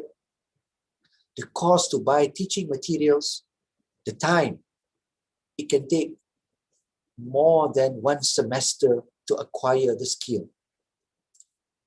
So comes in how the design of the kit was being designed. So it started off in 2013 after I received the comments. So develop the kit, do some trial, implement in lab practical class, and implement in lab practical exam. So the kit, in my case, was designed based on simulation-based learning. So this is my kit. Okay, it's very novel because it hasn't been designed by anyone before. And this was my first trial. So evidence to show that, proof that you have started them just using a Manila card, and you have comments from the student that you get from the WhatsApp, from the Facebook. So provide that. And how does my approach transform the course to have a new practical session? Previously, there's no practical session of this kind, but the kit allows me to transform the execution of the course to have more practical activities. So this has transformed the structure, redesign of the execution of the course. And you can see student participation, involvement, so evidence These are example of the evidence. So how does the student learn? Learning by doing, cooperative learning, peer learning, and the step. Okay, just go through another name. Okay, this I've presented yesterday. So the instructional design, what the student needs to go through. Okay, so there are practical in which these are the existing practical, but incorporating the simulation kit. So this is where in another step, they learn about the process implemented in the lab. And this is what simulation-based learning is all about. It simulates the actual thing that the industry is doing in the actual pond. And my kit has brought me into designing an alternative assessment. So the kit was also being used for assessing the student. So I need to design a proper assessment question that enables them to have a higher thinking or order thinking. And the kit was designed to ensure that, yes, it is proven that it is able to assess the course learning outcome. So you can see how the simple kit was able to transform the teaching and learning environment of my course. And because of that, I can see what are the weaknesses. It also helps me to do intervention program. And a part of that, they were sent for field visit so that they can really see what is being happened. So the impact, okay, and last that, where's that? Stop share this one, share another one. This is just a glance. Okay, this is the document that I prepared last time. Okay, just go through. Want to highlight certain things. Okay, evidence. Again, you need to have evidence. Okay, the justification, the issues, how it is developed. I just put it inside here. Okay, teaching plan. This is the thing, must be clear so that people can see the steps that the student needs to go through.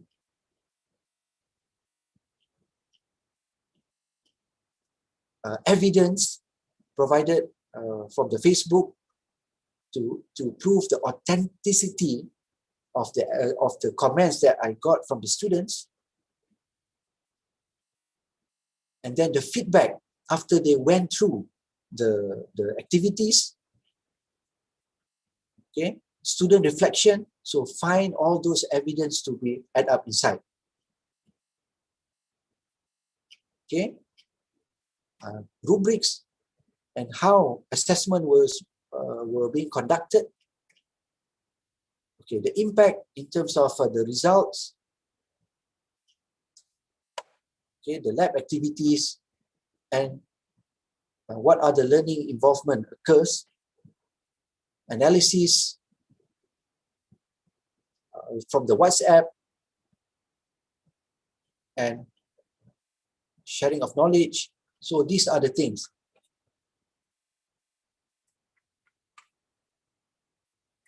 The impact. So if it is, you say save cost, show which area or how much cost is being saved, the time, so on and so forth, right? So I think that's about it from me. Thank you very much. Thank you very much, Dr. Shahriza, for a very inspiring talk. I said it's inspiring because it does inspire us to improve our teaching method, you know, to help the student to understand better or to at least achieve our course learning outcome. So here I have one question from our audience. Okay. The question is, with a hybrid teaching, may I know if the evaluation will remain the same? Okay, hybrid teaching is just a method, right? The most important thing is that method hybrid half of it online, half of it maybe certain percentage face-to-face, certain percentage online. Is that approach were being conducted, even though maybe it's because of due to COVID or certain policy that we implement right now, does that approach tries to solve or tries to attain a certain learning outcome? So these are the things that we do. So the method that you use, that is not is not, for example, a must or a must, or it is not counted. So like you say hybrid, if we do hybrid and that hybrid teaching is intended to attain a certain learning outcome, is intended to increase student activity, okay, which meets the criteria of the transformative teaching, so the evaluation will still remain the same, because what we're going to see is alignment, impact, whether your learning design, you show to us the proper steps. These are the things that will be evaluated. Thank you, Doctor. Because I think you do mention in your talk that it's not necessarily that we use the cutting edge technology. We can maybe use the the traditional technology, but if you can prove that you improve the students' involvement, you improve the achievement of the course learning outcome, then you can use that to apply. Yes. Because sorry, don't to not let others confuse. Maybe to thinking that I am against new cutting technology. It's not about that. But I'm trying to motivate others, because some people say that, oh, I'm not using all those online, so I might not be eligible to apply. No.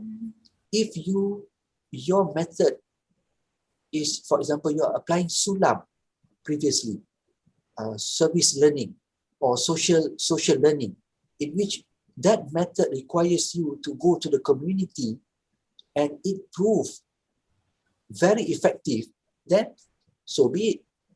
That is the method. Highlight that method so that others can share. You can share that to others and others can try to apply. Technology is just a tool. Okay? When you want to build a house, you have many tools. You want to use penukul. You want to use the drill. It depends. It's not about, okay, I'm going to teach using Socrative, so this is my way. No. You have issues, you have the method, then only you select which ammunition or which tools that you're going to use to attain your course learning outcome. That's the thing. Thank you, Doctor. So there is another question. It says, is the new intervention framework in assessing certain course learning outcome in the undergraduate program qualified for this category too?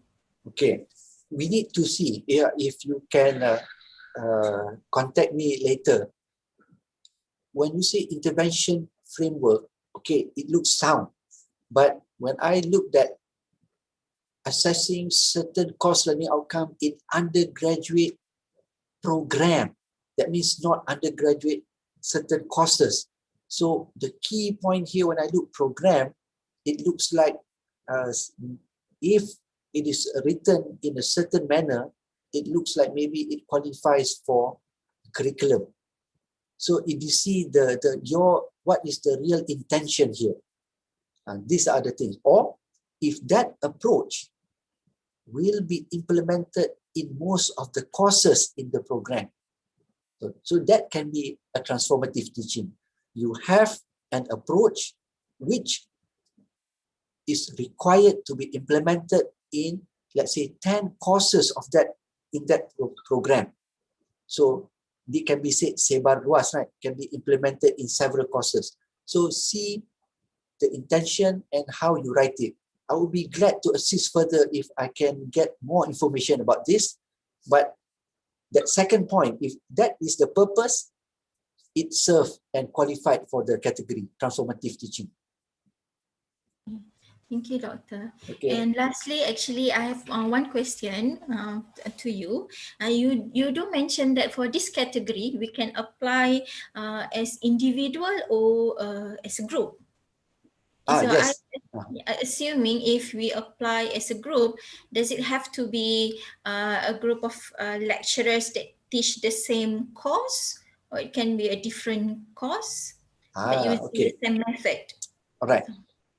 In terms of, it can be individual, in terms of, it can be group. That group can be lecturers coming from different courses because you are trying to implement, you are getting assistance from other lecturers who are more expert in that particular approach. So doesn't mean that that course learning, that subject can only be applied among the lecturers who are teaching that subject. I see. It can come from any others as well. As long as okay, but bear in mind, this thing happens when in group project, suddenly when some this happened last time. So it was supposed that lecturer A was there to present. Something happened to lecturer A, lecturer B present. So lecturer B was not prepared to present this. Or maybe lecturer B, the involvement of this lecturer B was so minimum, small. So when that lecturer present, it breaks up that project. So make sure when you do a group, everybody knows about it. Thank you, Prof, for the advice. Okay, and so the one who asked just now, one Norna Zayan, said will contact. Okay. All right. All right. So we will move to our next speaker, which is Dr. Lim from Taylor's University. He is the director of the e-learning academy at Taylor's University, and in 2013 he was awarded the Anugerah Akademik Negara kategori Anugerah Pengajaran Kelompok Sains Gunaan. His research interests includes collaborative learning spaces, blended learning, instructional technology in education. And today, Dr. Lim will talk about the third category, which is pengalaman pembelajaran immersive. So over to you, Dr. Lim. Hello, thank you, Dr. Hasmawati. I'm not able to share my screen. Can you grant me the permission to share my screen?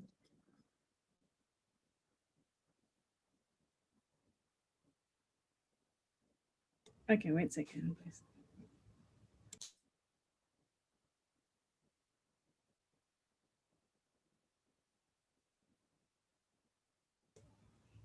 Okay, should be okay now. Yes, yeah, it's good now. Let me share it now.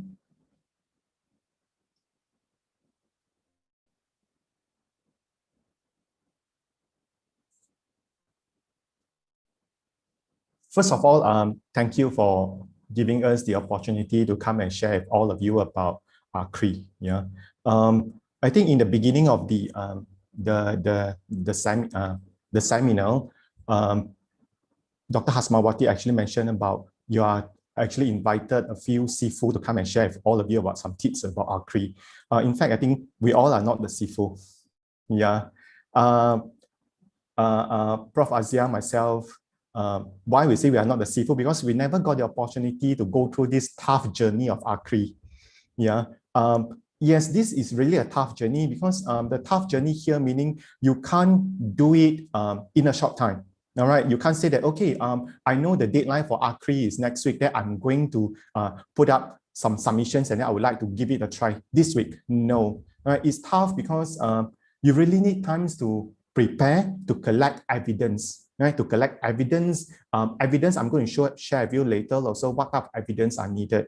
Yeah, and but I think Dr. Shah is the Sifu. Yeah, Dr. Shah was the winner in the first version of the AKRI, which we call this as APRS. Yeah, and during that time, myself, Prof. Azia was in the panel, and all the panels are not allowed to participate. Yeah, and in fact, I think in the subsequent year, I think 2018, some of the panels actually quit the panel. Right? Reason because they would like to actually participate in the subsequent years of the AKRI, and that's why at that point of time, we keep expanding the panel for the AKRI by inviting all the winners to join us. So you can see now the panel group is actually become bigger because there are a lot of previous winners has been now become the panel.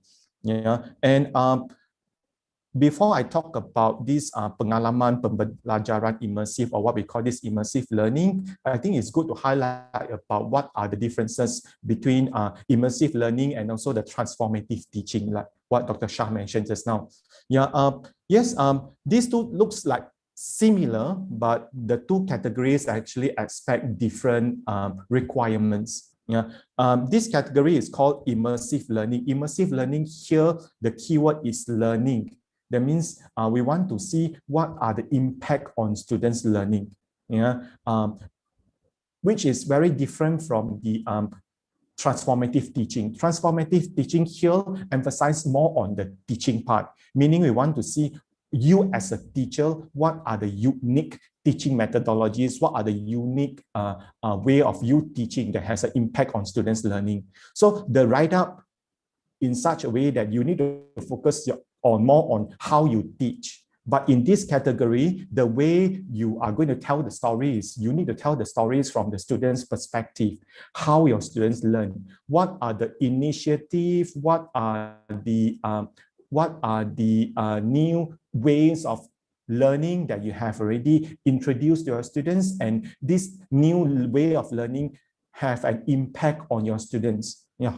And the word immersive here, we define this as a very simple way of defining it as deeply engaged.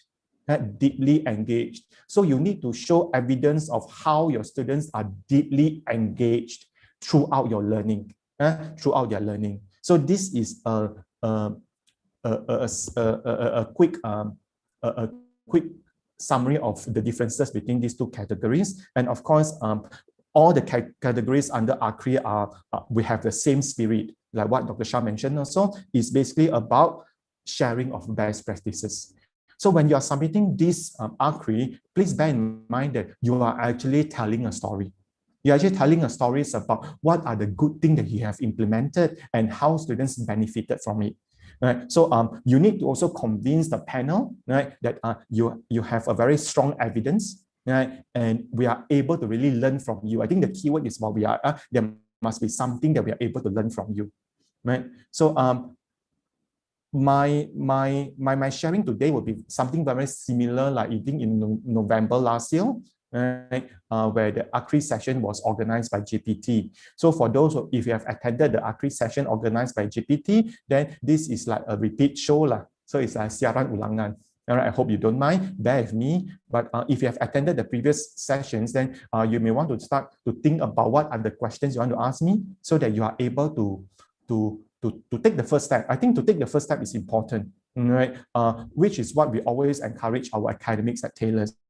Yeah, you may be keep hearing about Taylor's selalu menang, keep winning this. Why are we keep winning this? Because I think when first the APRS was introduced, we actually encouraged a lot of our academics to participate with, and we keep telling them that this is the first time that MOHE is organizing this competition, and because this is new, then perhaps the requirements are easier, right, for you to win. So we encourage them to don't think too much. All right, we know you are good, and you need to believe in yourself and start collecting evidence, and let's give it a try.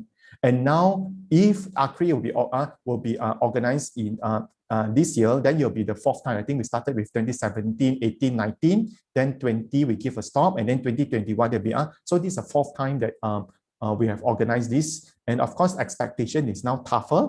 The expectation is now higher because more and more people started to know the tips of winning it. So I think you need to ahead the game. And if you want to join this game, I think the first thing you need to do is you need to know the rules of the games. Yeah, so I'm going to go through with you quickly about the rules of the game. Right. So this immersive learning or pembelajaran immersive, there are 3 different categories. Each category there'll be winners. Yeah. So there are 3 winners for the bersemuka or face-to-face. There are 3 winners for the teradun or the blended, and also another 3 winners for the immersive maya or fully online. Yeah. Of course, there are three winners, but sometimes based on the quality, we may not have 3 winners. Yeah, and or sometimes they may not have any winners as well. Yeah. Okay. What are the difference among these 3 categories? First of all, I think you need to think about how you implemented this new initiative. All right. Is this new initiative happened 80% of the SLT is happen in the virtual environment? If yes, then you need to go for the first category, which is fully online. Fully online here meaning more than 80% of SLT actually happen dalam bentuk digital tanpa bersemuka. So it's fully online. If your initiative is blended, meaning around 30 to 80% of the SLT is in the form of digital, non-face-to-face, then this is a category. And if your SLT are mostly face-to-face, mostly face-to-face, then you need to go for the bersemuka category. So these are the 3 different categories. Yeah, and again, I'm not sure what would be this year's criteria. Perhaps this year's criteria, I don't know.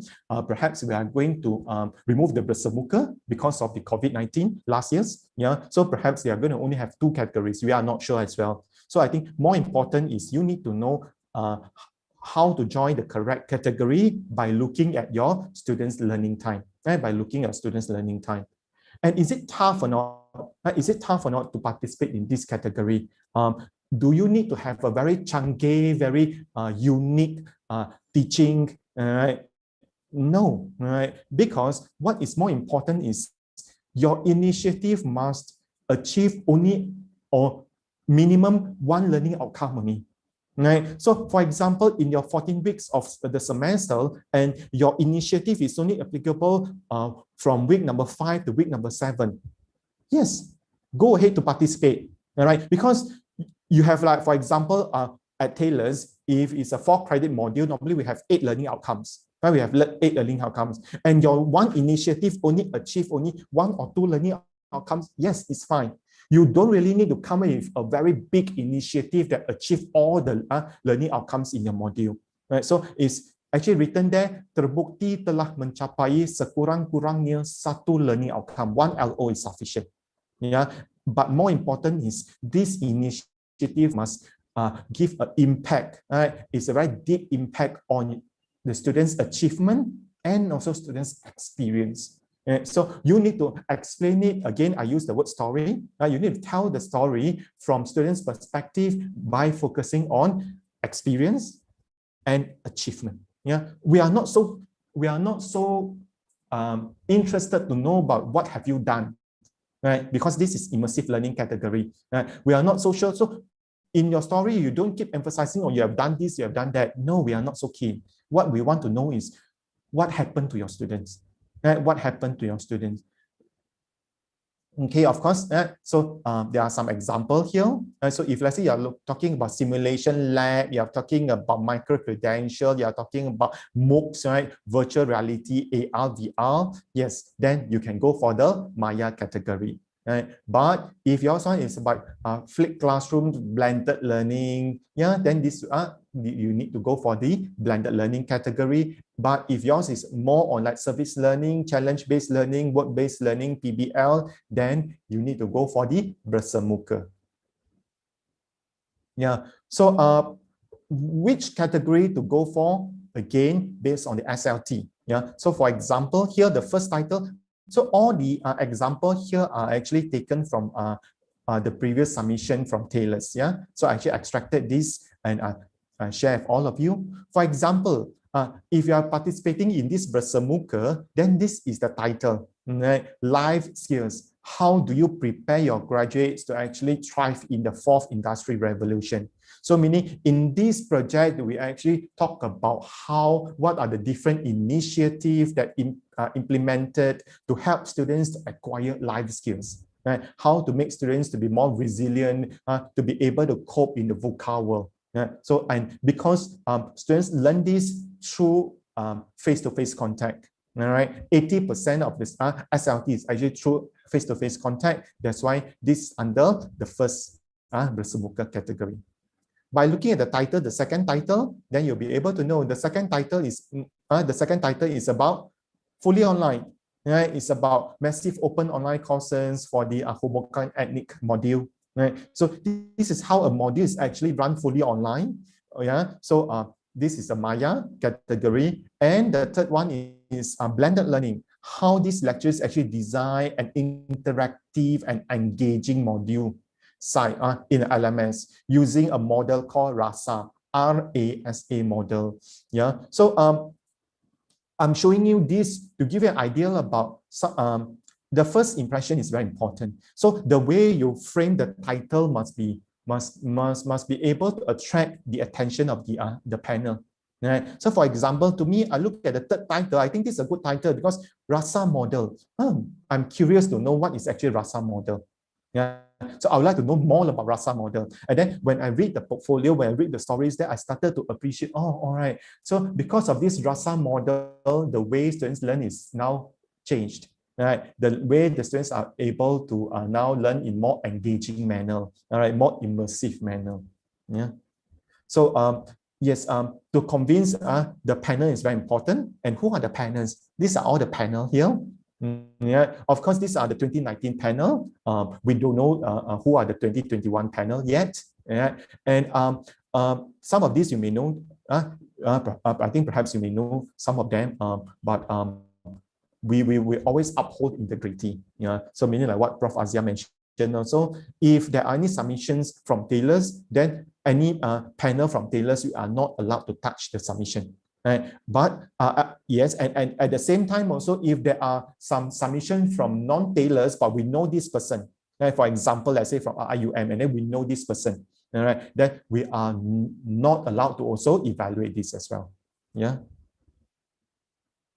So I'll go through very quickly on the form and also the requirements, and these are very similar to what Dr. Shah mentioned also. Right? Again, the form are very similar. Right? The only thing is we emphasize both categories emphasize on different areas. Yeah. So you can submit as individual, you can submit as a group as well. The group can come from different faculties, right? But it must be endorsed by the NC.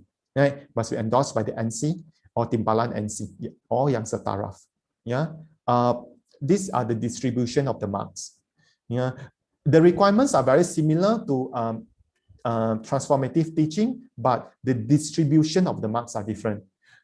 For this one, pendekatan, keterlibatan pelajar, and also the effectiveness, the keberkesanan, all are equally important. All are equally important. I'm sharing this with you based on the 2019 forms, application forms. So these three are equally important, and the rationale is only 10%. Right? So by looking at this percentage, the distribution, then you get a better idea. What are your focus when you want to submit? Don't put too much on the rationale. All right? Yes, rationale is important, but it's only 10%. What is more important is your approach, how your students' involvement, and also to show us the evidence. Yep. Okay. So these are all the forms. Yeah, these are all the forms. And make sure when 2021 AKRI is open for applications, make sure you download the latest form. Because one of the common mistake based on our previous experience was because you have prepared everything, all right, or you have submitted in the 2019 AKRI, and in 2021 you just modify and you submit, but you are still using the old form. Right? So don't give the panel the opportunities to disqualify you because of all these technical problems. Make sure you go to the website and download the most updated form. Yeah. And yes, so if these are the categories that you need to really indicate, right? Blended, face-to-face or fully online, and whether this is individual or a group. Of course, we encourage you to submit as a group. Submit as a group. Why? Because you are able to share share the tough journey, the pain, right? If you are submitting as a group, then you need to indicate very clear about the peranan, the role of each of the member. For example, some of the members are instructional designer, some members are content developers, some members actually are helping you to do the video shooting. Yeah, and of course, if you are the lecturers, then you can be the ketua kumpulan. Right? But trying to get other people to come and help you. Yeah. Okay, and of course, these are all the write-up. All right, the write-up, the synopsis, right? What is the kursus? What is the course? For example, all right, mention this is related to engineering 101 course. What is the learning outcomes? Right? Don't list all the learning outcomes. Only list the relevant learning outcomes only. Relevant here meaning applicable to your initiative. Yeah, and then some synopsis here. Okay, just an overall idea. Yeah, and what is more important is here. Rational. That's why I mentioned rational is 10%, right? So where is this 10% coming from? 5% will come from your issue pembelajaran lah. All right, because there are only 2 parts here only. Let me see. Yeah, it's only 2 parts only. Right. So I think this is common sense also. As a lecturers, we know if this section D is 10 marks, right, and then you got D1 and D2, and in most of the cases, 5 marks will be given to D1, 5 marks will be given to D2. Yeah. So you need to talk about what are the problems that you are facing and what is the objective. Right. The objective here must be aligned with your problems, lah. Right. So this is one of the case. Right. One of the case. Yeah. I call this as winning. These are all the winning example. Right. So one good thing we can learn from here is you can actually include some infographic. Right. Include some infographic. Infographic words are not counted. All right. But all these words are counted. So make sure you don't exceed 100 words. Otherwise, the panel will not going to read. Yeah. Right. So we're going to read. If let's say you have 200 words, we're going to read until 100 words. Then we're going to stop already. Yeah. So yeah, so what are the problems? So we mentioned about the problem is about the fresh graduates unemployability, right? Unemployment. So you show these are employment reasons. Then how your initiative help to overcome this, right? So this is the rationale of the project. Then after that, we go to the pendekatan. All right, pendekatan here meaning the approach. Approach, how many percent? 30, right? 30 marks here. So the 30 marks here will be E1, E2, E3. So most likely each part will be 10 marks, 10 marks, 10 marks here. This is how the panel evaluate your portfolio, right? So in this case, you need to talk about number 1. Again, I'm using the 2019 form. We are not sure whether is there any amendment or not. Yeah. So I'm sharing with you based on 2019's form. Number 1 is the pendekatan. That means what approach, right? You have used it and how this approach is redesigned, how you redesign this approach in a very creative or innovative way. Number 2 is you need to explain about how this approach provide an opportunity for students to learn in a very meaningful manner. Right? And the third one is about how this approach is designed in a very systematic way, in a very scalable and transferable way. What is systematic? Later I'll show an example. This is some better known methods, some clever way of how to describe your approach in a very systematic way. Anyone got any suggestions or not? Any suggestions? How? Yeah, if I say I want to explain this is my approach, how do I explain it in a very systematic way? What is the common? What is the? Or do you have any suggestions? How do we present it in a more systematic way? If you have, you can just put in the chat, right? Or you can just unmute your microphone and share with us before I reveal the answer. Okay. All right. So this approach, follow sequence. Yes, correct. Follow sequence. Thank you. All right. Follow sequence. Follow sequence here meaning you need to have a step by step. All right. So the most important and the easiest way of explaining an approach is you show us the flow. All right. Step by step flow. So that they are able, and who are good at this? Engineers. Yeah, engineers are very good at this. Right? You explain certain methods in a very systematic way that even for us, because again, you don't make it too complex, right? Because you need to know that the panels may not be in your discipline.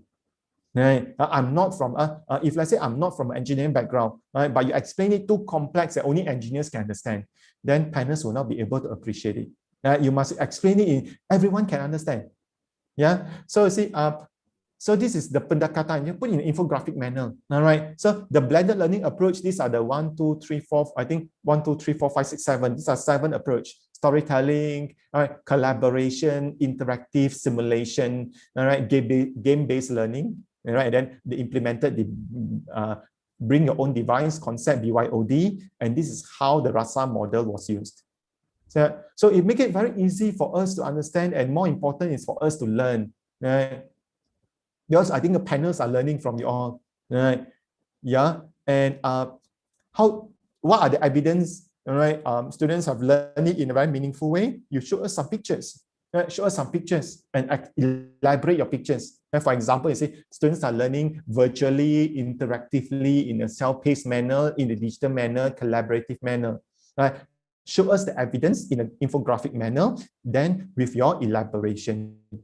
And systematic here, I don't have a systematic, but what you mentioned just now was correct. Systematic here meaning you must show us the flow. All right, for example, all right, in this pendekatan, you have step 1 to do what, step 2, step 3, step 4, step 5, follow the sequence. And how do you prove evidence that this innovation is transferable? Transferable here meaning is not only applicable to your discipline. All right, it can be also be applied in, for example, you are in engineering faculty, but this initiative can also be applicable to health sciences, also applicable to social sciences. Yeah, so this is what we call transferable. Then you need to provide evidence. For example, this initiative is adopted among all these 5 faculties in 34 programs, right? 34 programs in 13 different schools. Yeah, and then more than 2,000 students are impacted, are involved in this project, right? And so you see, you need to actually elaborate it in a way that this is really transferable and scalable.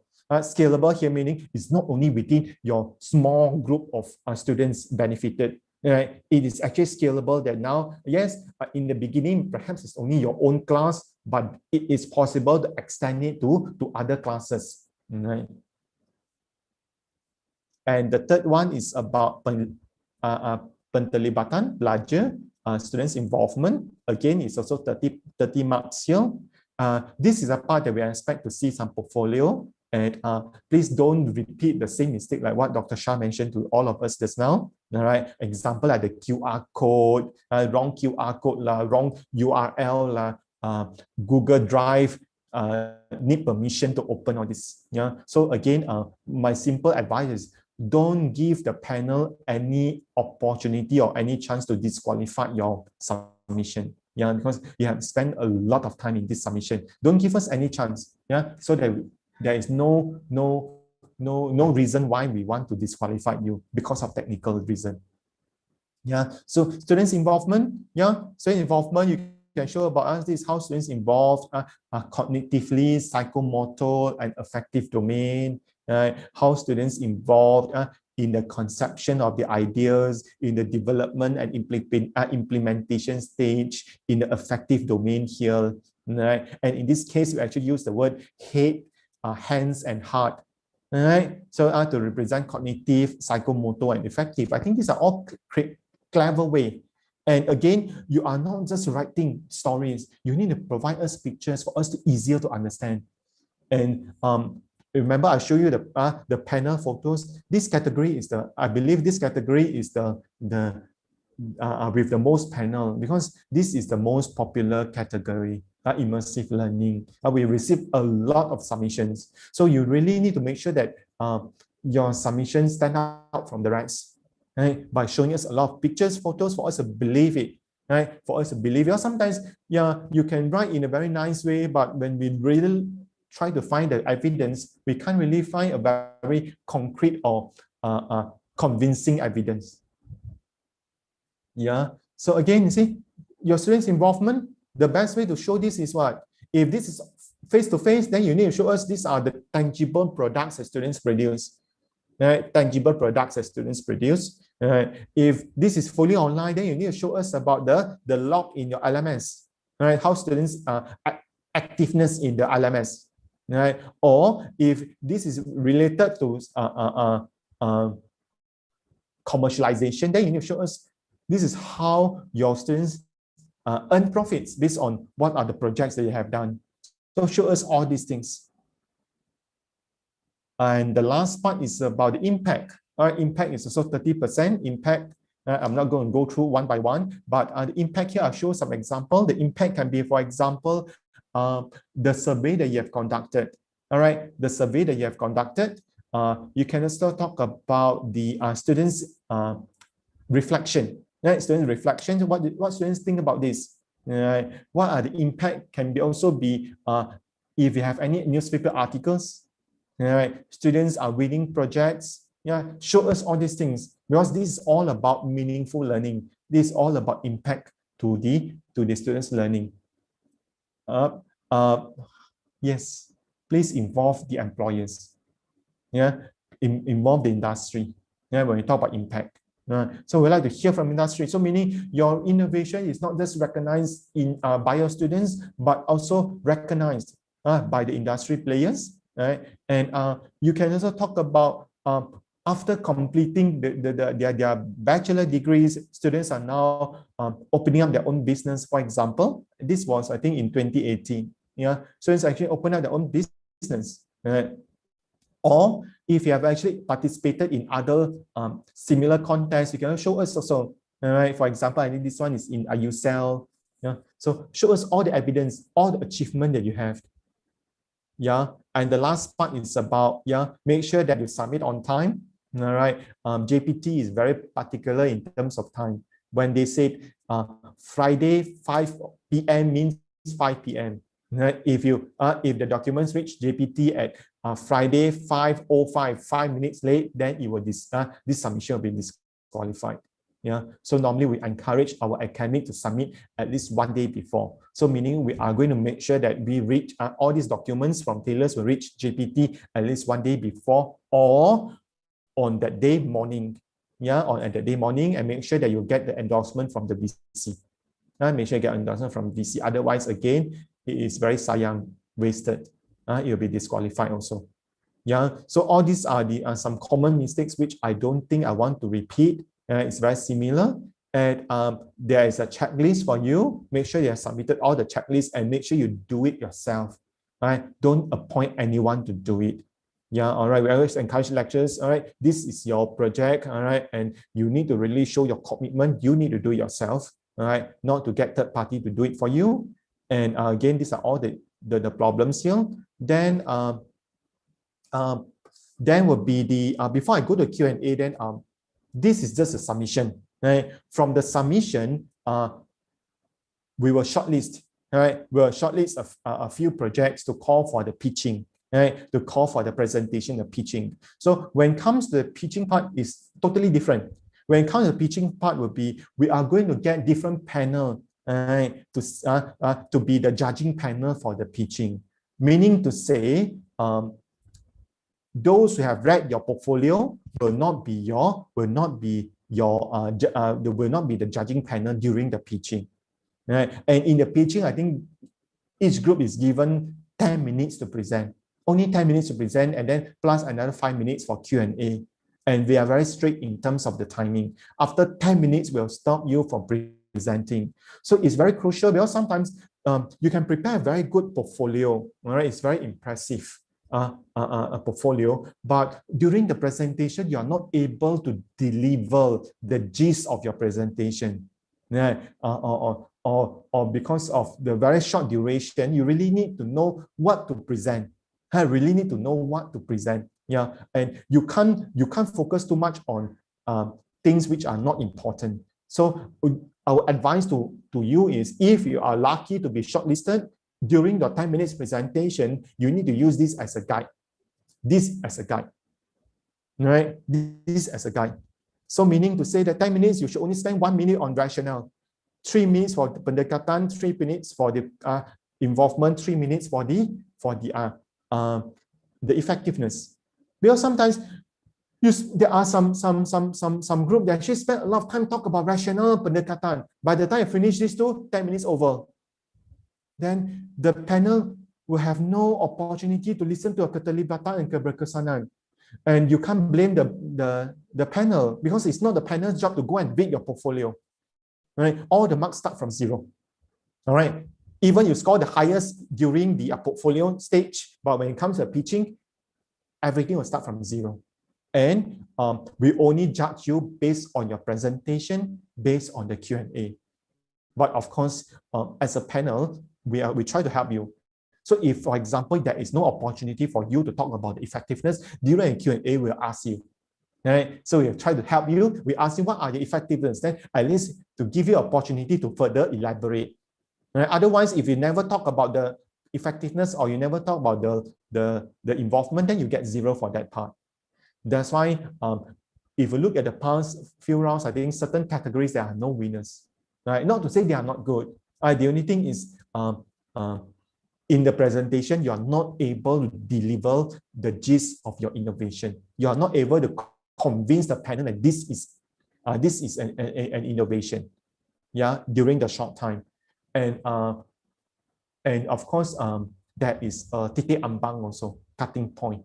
Yeah, I think usually we set about 75 marks.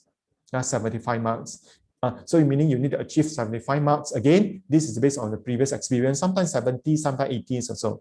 Right? There is a cutting point to decide whether are you able to be shortlisted to call for pitching, and for those who are in the pitching sessions to see whether are you able to get prizes or not. Right? So this is what I can share with you, and I wish you all the best, and you feel free to ask any questions, but my advice is still the same. Don't think too much. All right? Start collecting evidence. All right? You know, some people say, they got all these very good factors. Yes, I've done very good last semester, especially last semester. All right, you've done very good. All right, yes, I think you have done very good. We agree. But more important is you must start to collect evidence. Right? You must start to strategize how you're going to do it. And now you know these are the 4 categories. So you need to know effectiveness. This is something that you are not able to create this overnight. Students' involvement, you really need evidence. You really need data. Yeah. So start collecting this, and then of course the rationale and the pendekatan. This one it's come from you, right? Yes. As long as you do some reading and then you listen to our presentation, you will be able to get some idea. And what Dr. Shah showed you just now was a winning portfolio as well. I think in 2017. Yeah. Okay. All right. Yes. Over to you, Dr. Hasmawati. Thank you, Dr. Lim. It's very, motivational to learn this kind of thing that will, help to apply for something like this. So there are 2 questions from our audience. So the first question is, will the infographics be the better ways to storytelling? Will the infographic be the better way? My advice to my colleagues, right, for those who want to participate in AKRI, I tell them infographic is compulsory. Yeah, so meaning infographic should be not better way, but it's the way. All right, unless you're able to think of a better way as compared to infographic, right? And what I tell them is, you have a very good write-up, but sometimes panel may not have time to really read all. So we really need to catch the panel's attention by showing them the infographic. So infographic, this is the part that you need to involve some team members, okay? Especially those learning designer to help you to do some infographic. For example, this one. Of course, without this infographic, you are able to elaborate also. But infographic will be able to help us to visualize your innovation. Right? Visualize your innovation. So I would say that infographic is important. Yes, definitely is a better way to help you to tell your stories, to convince the panel in the short time. Right? In the short time, because I think usually each portfolio we spend about 30 minutes to, about 30 minutes. Yeah. For our course with project, is it applicable under immerse learning category? Immersive learning category, of course, courses with project. Yes. Of course, yes. Yeah, again, it's based on, can you elaborate more on the innovation or what are the initiatives that you have embarked on?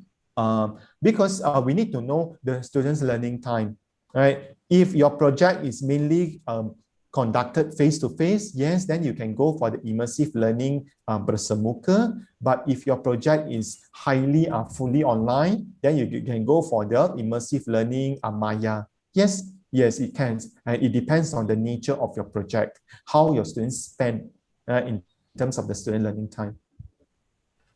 And I think the last question, we have marketing weeks where the student sell products and collected money. Can this course participate? Yes, of course. But my question is, what's so special about your students selling products and collecting money? Is this something very special? If yes, then you need to convince us this is a very unique. Yeah, because I think to us, I think this is something very common. All right, many students also selling projects. All right, but what have you done to make this process of selling projects is very meaningful to students? Right? Do you have any evidence to say that because of these selling products, right, students learn better, they become better graduates, or you actually prepare them to be the entrepreneur? Right? So you need to think of an angle to convince the panel, yeah, so that we see this as an innovation and not just a project. Yeah. So if we see this as one of the many projects, because you need to know each category. I think for this category, we easily receive about, I think the last one we received close to about 100 submissions. And so 100 submissions, perhaps 20% are talking about students selling products. But what's so special about you? All right. So this is the difficult part. Yeah. So the short answer is yes, marketing weeks are, yeah, unless you, okay, how you have structured the learning process to give an opportunity for students to expose them to the real world, right? And what are the thinking behind? What are the thinking behind why you want to have these marketing weeks? And how students actually involved? What are the learning? So yeah, it is applicable. Of course, you can say that this marketing weeks is also transferable. Yeah, it can be transferable to other faculties. It's scalable, right? Because it can actually get more and more students to participate. Yes, yeah. So again, you need to look at the evidence and these marketing weeks, whether how do your students involved, right? How do they actually involve in the cognitive manner, psychomotor, affective manner, right? Do you have evidence of their revenue? Yeah. Okay, and again, I need to highlight to you is about, you see, all these things, the example I showed you, I think this one was in 2017. So in 2017, this may be an innovation, but when it comes to 2021, it may not be. I'm not sure, right? So that's why this all depends on how you project it, how you find angle to sell your idea to the panel. Thank you, Dr. Lim, for answering the audience question. So I think we move now to our fourth speaker, which is Associate Professor Dr. Ma'an from Faculty of Engineering, IIUM.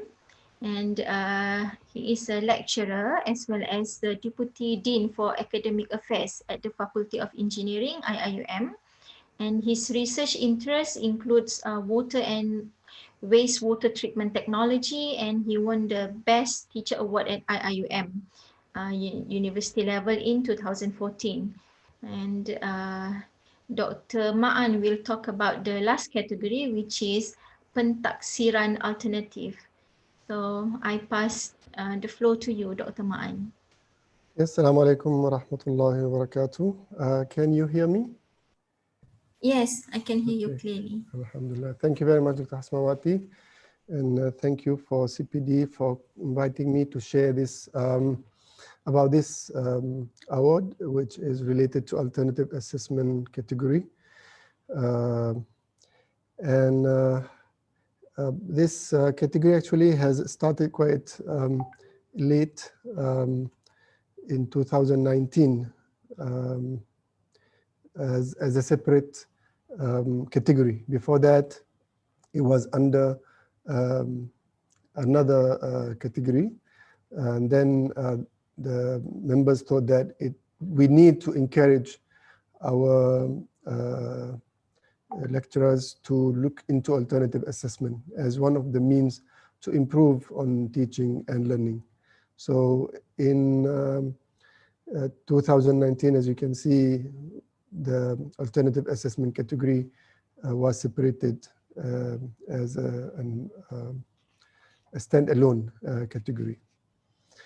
All right, so according to the definition on AKRI website, alternative assessment is defined as an assessment method in non-conventional form, and it is not limited to summative.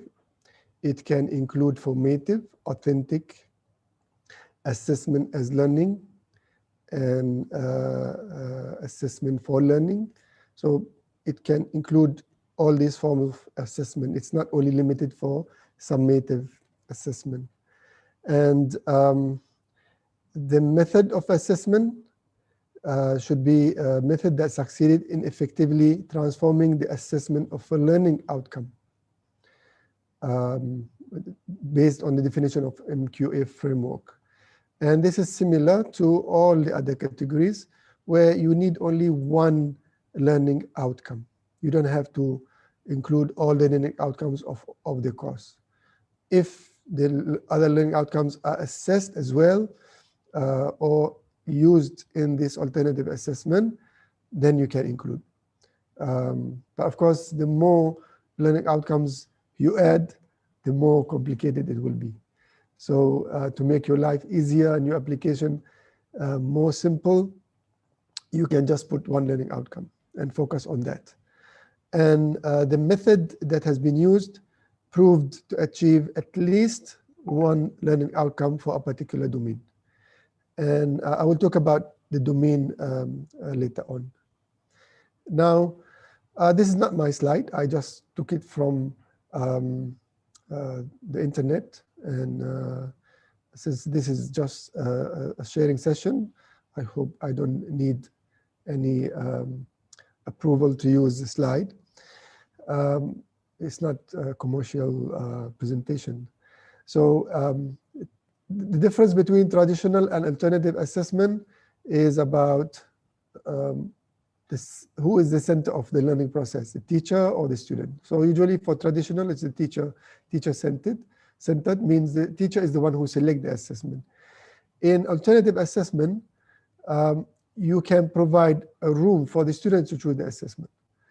Of course, you still can select for alternative assessment, but if we go to more extreme, it will be even the student who are looking into what kind of assessment they want for this particular course or project. For traditional, sometimes we only have one right answer. For alternative assessment, it might have multiple right answers. Like if we have a project, an open-ended problem, a project-based learning kind of assessment, usually it will have open answer. It's not like there is one answer for it. For the traditional, usually leveled by grade. For the alternative is mastery level determined by the student. And it is content specific. For the alternative assessment, it is content weaving across multiple disciplines. And actually, this is one of the areas where we can have a let me say creative way of or creative alternative assessment, where your assessment is not only limited to your course. You can expand it to other courses or maybe other disciplines. For example, if you are teaching thermodynamics in chemical engineering, you can do the assessment with thermodynamics and mechanical engineering and maybe other programs. Or in the same program, you are doing thermodynamics, you are doing reaction engineering, and you are doing maybe heat transfer. So you do the assessment across the three courses rather than just one course. And you create your assessment, you develop your assessment based on that. so that you get the students to understand thermodynamics from the concepts of thermodynamics, for example, from the various contexts of the different courses. Also, in terms of who are the audience, traditional might be usually limited to the teacher or lecturer and the student. Alternative assessment, you can widen the scope of the audience who can be assessing the students. I saw a question just now on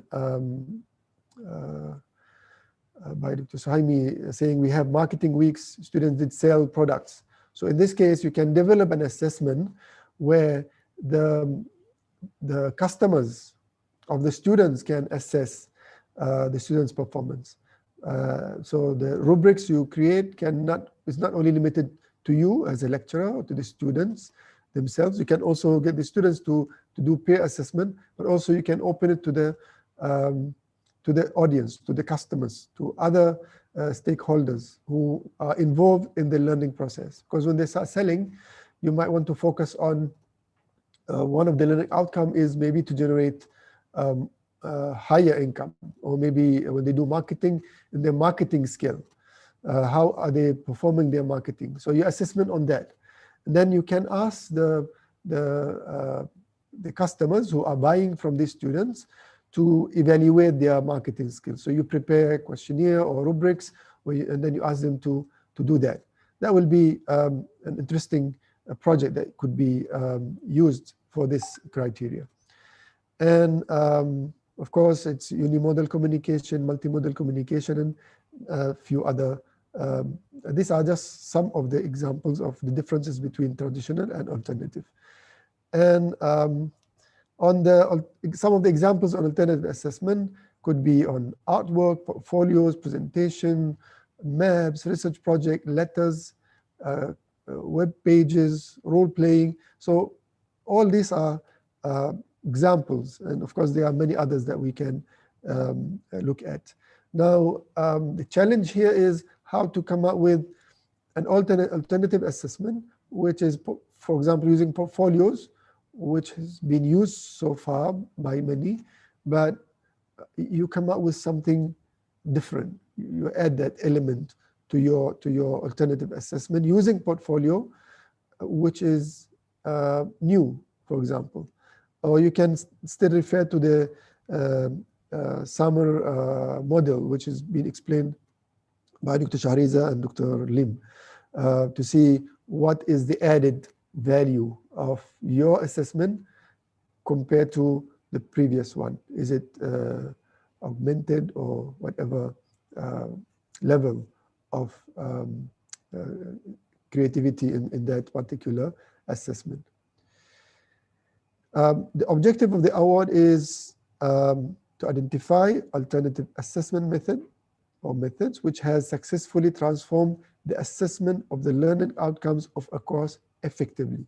So it's not just an assessment method that has been used, but it has it effectively transformed the learning process and the assessment of the learning process. And of course, it reflected on the learning process itself. Now, the conditions for applications are somehow similar to the other categories. It is open for individual or groups of individuals. So you can apply as one person, or you can have a team. And also it can be, we only allow one entry per individual or per group for that particular category. You can apply for different categories, but for the same category, you're only allowed to apply for one time only, one application. So let's say, going back, as Dr. Saimi mentioned about his project, the marketing project, you can apply, you can submit 3 applications, one for immersive, one for transmuting and transforming, and one is for the alternative assessment. But you address each one differently for the same project. You can, if you address it from one focusing on the teaching, one focusing on the learning, and one focusing on the assessment, you can do that. and apply for the 3 categories. Of course, the pendekatan and the approaches and all will be different for each category. And in this category, you need to submit 1 video, which is not more than 3 minutes, to describe the project. And I will elaborate more on this later on. And please make sure that the application is signed by, in IIUM usually it's director, or I'm not sure, they allow, I think they allow the deputy director to sign. I think rector only, so probably this matter we can check on later on.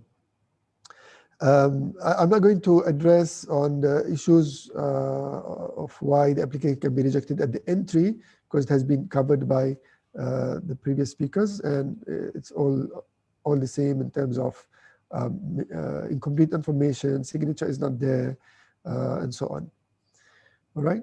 So also similar to other categories, we have criteria for assessment, and as you have observed, the criteria is different in terms of the percentage from one criteria to another. On assessment, the 2 criteria that takes the highest percentage are the approach and the impact. And as you can see, the approach is the highest, 40%. So you need to know that for this category, I need to have a clear approach for creating this assessment. Now, the rationale, again, similar to the others, is why are you doing this? What are the reasons? What motivated you to come out with this a new assessment or alternative assessment? This could be because the students' feedback, because of you see that the learning is not happening, or you feel that the assessment, I spend a lot of time on the assessment, but it is not really helping the students in learning. I want this assessment to contribute to the learning as well. So you modify the assessment. The approach, you need to explain on details on the steps of coming out with this alternative assessment. Probably I will go through this later on when I go look at the form, and student engagement, and then impact. Similarly, I will go through the discussion based on the form, and also I'm using the latest form, which is 2019. And again, there might be some changes on the form. However, the main content will still be there. All right. So the first part of the form that you need to observe is that when you, if the project is by one person, then it's just you. But if it is a group of members, then you need to clarify on the roles of all the members. You have to indicate the name, you put the IC number or the passport number. That should be a passport, not port pass. And the role of the members. So the role could be proofreader, instructional designer, content developer, and so on. So maybe in alternative assessment, sometimes we need to do statistical analysis after to evaluate the assessment. So maybe the person who did the statistics is part of the members. So you can specify the role of the person there. In terms of the project initiative, you need to indicate the project title, what course is involved, and the learning outcome. And as mentioned before, one learning outcome is sufficient. Do not, of course, again, you can use more than one, but you have to be very careful in doing that. And the project synopsis. And in the project synopsis, it must be very clear. Trying to, in the project synopsis, because now we are doing FIGS, right?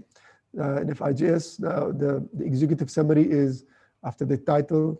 The title must be catchy, but it's not really an issue to say that the title is not suitable, then we reject the application. We will look more into the synopsis and other criteria, because the rubrics will address all the application from various aspects, and then the total mark will decide whether the application will be shortlisted for the next level, or it will be it will stop at that point. So the project synopsis is very important to get the panel to understand what you're actually doing. Please observe that it is limited to 300 words, and it must be very, very clear. Clear to the extent that we don't need to think like, we wish we could call this person to just clarify on this. The synopsis links seems to be there, but something is missing. And when I say we wish that we can call, because it happened that sometimes we joke with the head of panel and say, can we call the person to ask what do they mean here? Because it's the project seems to be there, but the write-up is not clear. We are not clear, and I'll clarify later on where we are not clear, especially in this category, where certain applicants actually miss in achieving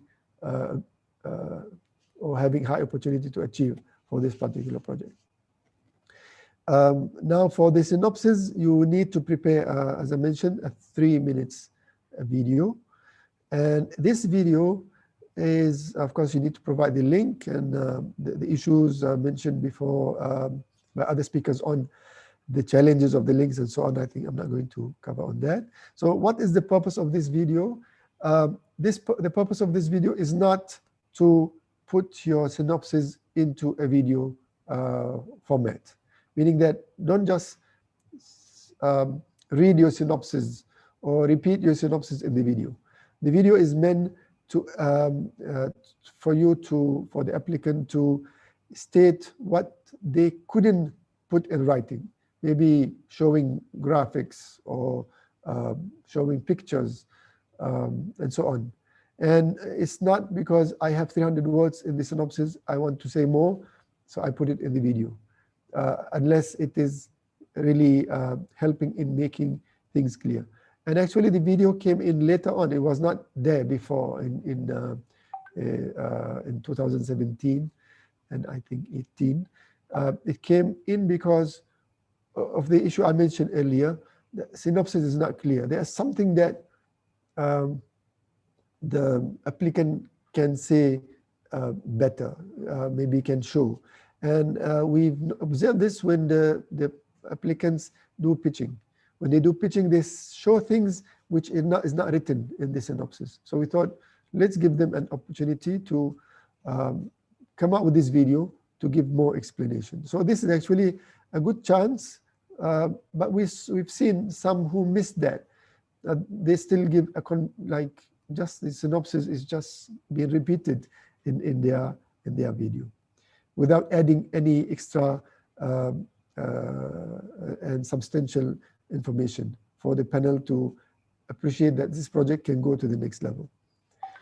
On the rationale, it's about the challenges, the issues that triggered and motivated this project on alternative assessment. And again, it's somehow the spirit is the same with other categories. We need to always observe the maximum words that are allowed for each part. All right, so here it's talking about the main challenges. It is related to the assessment, meaning that we want the assessment to improve the learning of the students. So the students are learning, but we feel that they can learn better, and we want to do this through the assessment. And when I say here related to assessment, it's not related to teaching. It's not related to the learning. It's related to the assessment. As the assessment could be related to contribute to the learning. That is a different issue. But if it is more on the teaching and learning, then you are talking about the other categories. You are not talking about alternative assessment. It might address the weakness of current assessment.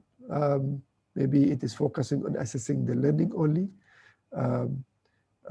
Maybe you want to assess other things. It is there is no enough engagement in the assessment. So you want an assessment that engages students more. So as they are doing the assessment, they are also engaged. It's not just like paper pen kind of assessment. Maybe the student achievement in the class is low, so you want to motivate them more, you want to engage them more, you want to create activities in the class. But remember, these things can be across the borders of other categories. So you need to be clear that when I said all this, you are looking in the assessment that will address these issues. All right. So it's not about your teaching; it's about the assessment. And maybe it's because based on the students' feedback that triggers you to come out with alternative assessment. All right. Under rational also, what is the objective of the alternative assessment? So objective here, you must clarify what is the objective. Maybe you can say achieve learning through assessment, involvement of community in the assessment, have the objective. Sorry, this is another point. Now, when we talk about objective, because we see objective, so it needs to have the objective characteristics. You can use SMART. You can use any other model to gauge your objective. Does it achieve the characteristics of an objective? All right. And then the approach. The approach is very, very crucial, as you remember. The rational, just now we said it's only 10%. The approach is 40%. So this is where the focus should be, because actually the approach is the core of the alternative assessment project. So here you need to make sure that the alternative assessment is in line with the learning outcome, and you need to include the course assessment plan, right? You might want to show what is the previous assessment, what is the plan that you have followed to create this assessment. So it's like you can show it in a flow diagram, you can show it in any form, just to show what is the plan that you have followed in the assessment.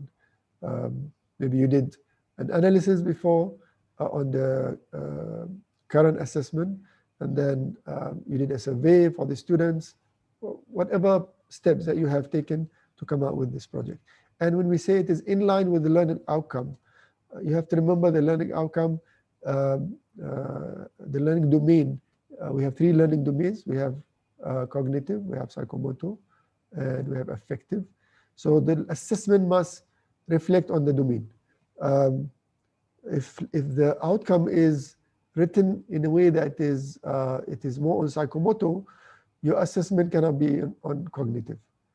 Otherwise, they are not, we say selaras, right? They are not in line with each other.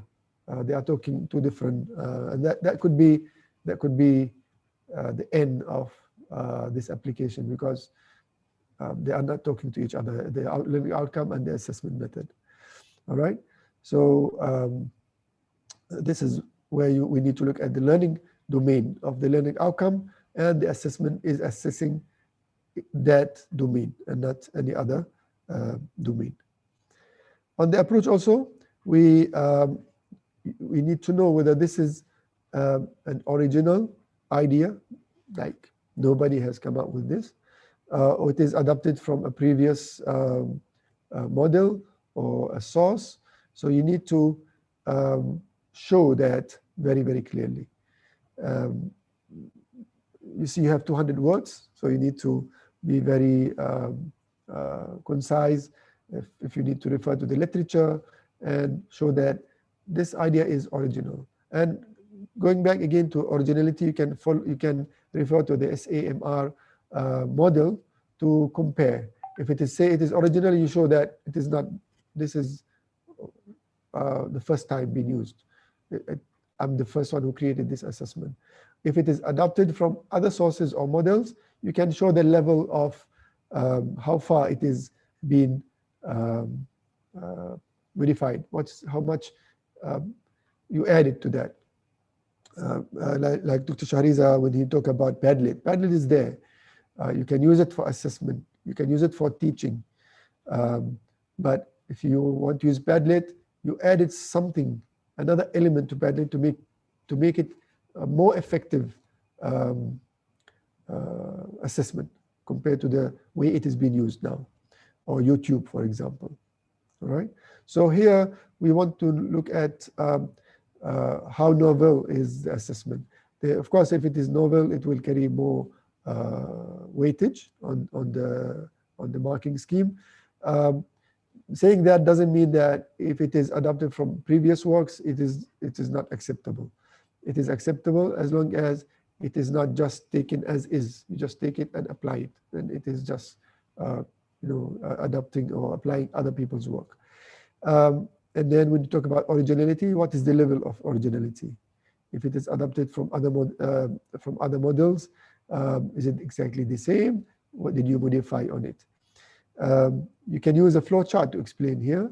And some of the drawbacks in some of the applications is that the novelty is not well explained.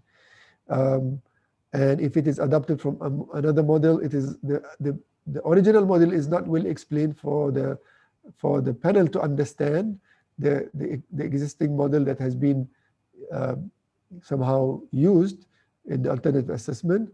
And so when we don't understand the existing model, we might not be able to see the difference, see your contribution, right? So the explanation is not there, and there is no evidence provided. So this is actually an evidence-based component. So you must show evidence. When you say novel, you should show an evidence. When you say it is from a previous model, you need to show the evidence, meaning that this is the model, and show evidence of the changes you have made to the existing model to make this alternative assessment more maybe interesting. The form is in Bahasa Melayu so far. Actually, it should be also in English because the award is open for all. It's not only limited to Malaysians. It's open to all lecturers from as long as they are on their duty.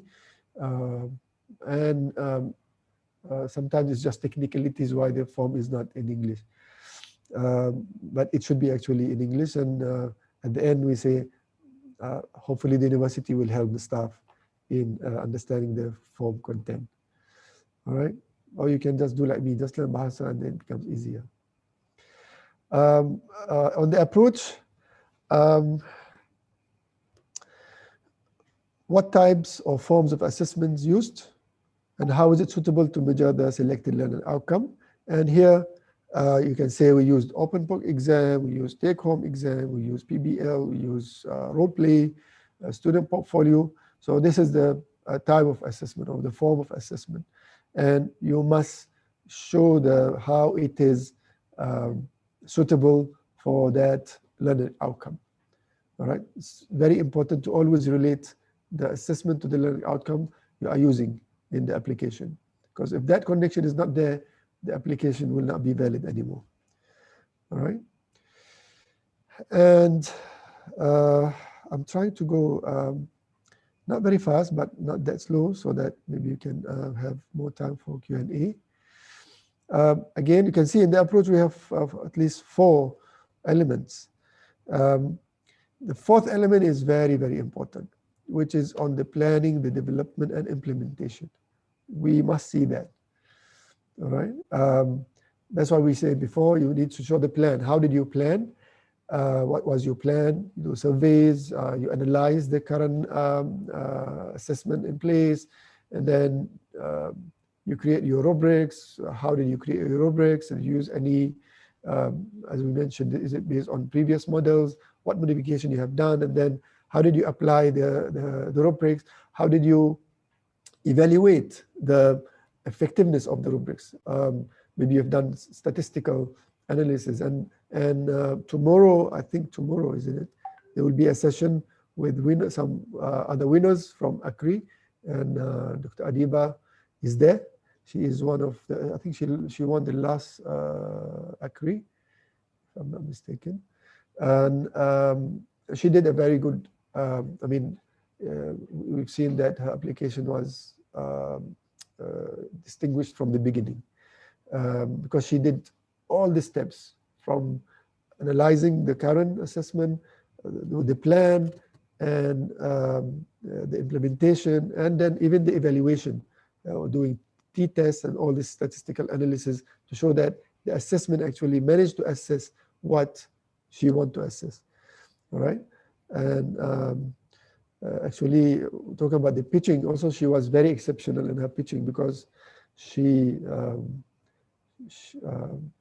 her presentation didn't start the PowerPoint for a reason. There was some technicalities, but she managed to, present without the PowerPoint, which shows that it's really her project. Like Shahriza said, sometimes the leader of the project is not there, somebody else will come in, they are not really immersed into the project, and they are not able to show the essence of the project and answer even in question. But she managed to present very, very well. That was one of the very unique, complete, I would say, or almost complete alternative assessment application. All right, and evidence is important, and the rubric. See, the rubric still in Bahasa. I did forget to change. The rubric also should be there. If the rubric is not there, we cannot assess the application. All right, so you need to show the plan, the alternative assessment process, methods, tools, criteria used. You have to include the rubrics that you developed and used in the project, your evaluation of the alternative assessment. And remember, it's not about the teaching and learning. It's about assessment. Because one of the reasons why some applicants couldn't make it, is because they are talking about the teaching.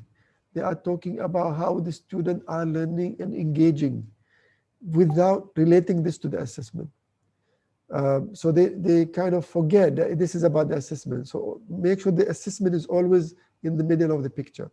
So if you're talking about student activities, student engagement, the assessment, how the students are engaged by using the assessment, how is the assessment related to the activity? Because the activity can be just a teaching approach, right? And the assessment cannot just be not directly related to that activity, and again to the learning outcome. All right, so this is also another evidence-based criteria or element in the application form. Now, student engagement. Student engagement is also carries 20%, if I'm not mistaken. And so we still need to see, because AKRI is basically about moving towards more engaging and active teaching and learning. And we want to see this from the various categories. So it's like Bahasa, they say it's not short sendiri, like I do the teaching, I do the learning or the assessment, and the students are not there in the picture. Because it's more about we want to see how students are more engaged. How are we really transforming teaching and learning to more towards active learning and to more of engaging students. So engagement can be in the creation of the alternative assessment itself. Maybe in your plan, you manage to get the students' feedback on what could be the more appropriate assessment that they feel it will show they are learning. Because we have to remember that assessment here is to demonstrate the application of the essence of knowledge and skills of the student. All right. So that has to be shown through the assessment. So you could have asked the student somehow on what is the assessment that they feel could be more effective. So here it's about you can show the student engagement. I think GPA is not really maybe this is the next one, but student testimony, may showing videos of students contributing, participating, actively engaged during the assessment, using pictures, products that they have came up with. Maybe the products could be projects, could be physical project if it is from architecture, for example, or from civil engineering, designing bridges or whatever. So you can show this as a product. Could be documents, reports, and so on. It could be feedback from stakeholders. It could be statistics that you have collected or after conducting the assessment. So this is also an evidence-based. You cannot just say students were engaged and they were very happy without showing the evidence. All right. The impact on student learning is also important. Okay, sorry. One more thing is how far this alternative assessment project can be disseminated in terms of users from different fields in and or outside the institution. This is another part on the impact of students' learning. So how much impactful this assessment have is on the students' learning. And that can be looked at from how far did the assessment, the alternative assessment, measured the actual capabilities of the student that you are trying to look at. If let's say it's about cognitive, how did this alternative assessment manage to measure that cognitive ability of the students on that particular learning outcome? If it is psychomotor, you need to show how did that alternative assessment improve their learning outcome in terms of psychomotor or affective domain. So again, it's not just that I've done the assessment, the students are happy. You need to show how did that assessment, how was it impactful in terms of achieving the learning, achieving the knowledge that, or the skill that you are looking at, or could be skill in terms of psychomotor, or maybe affective domain, looking at communication skills and so on. So if let's say you are teaching English language and you feel that I need to come up with an assessment which will improve students' speaking skills. So that is the learning outcome. So you assess, you go and come out with an alternative assessment which has, you believe that it will improve their speaking skills. And you create the assessment, you create the rubrics, you get the students to do a project or an activity, and you assess that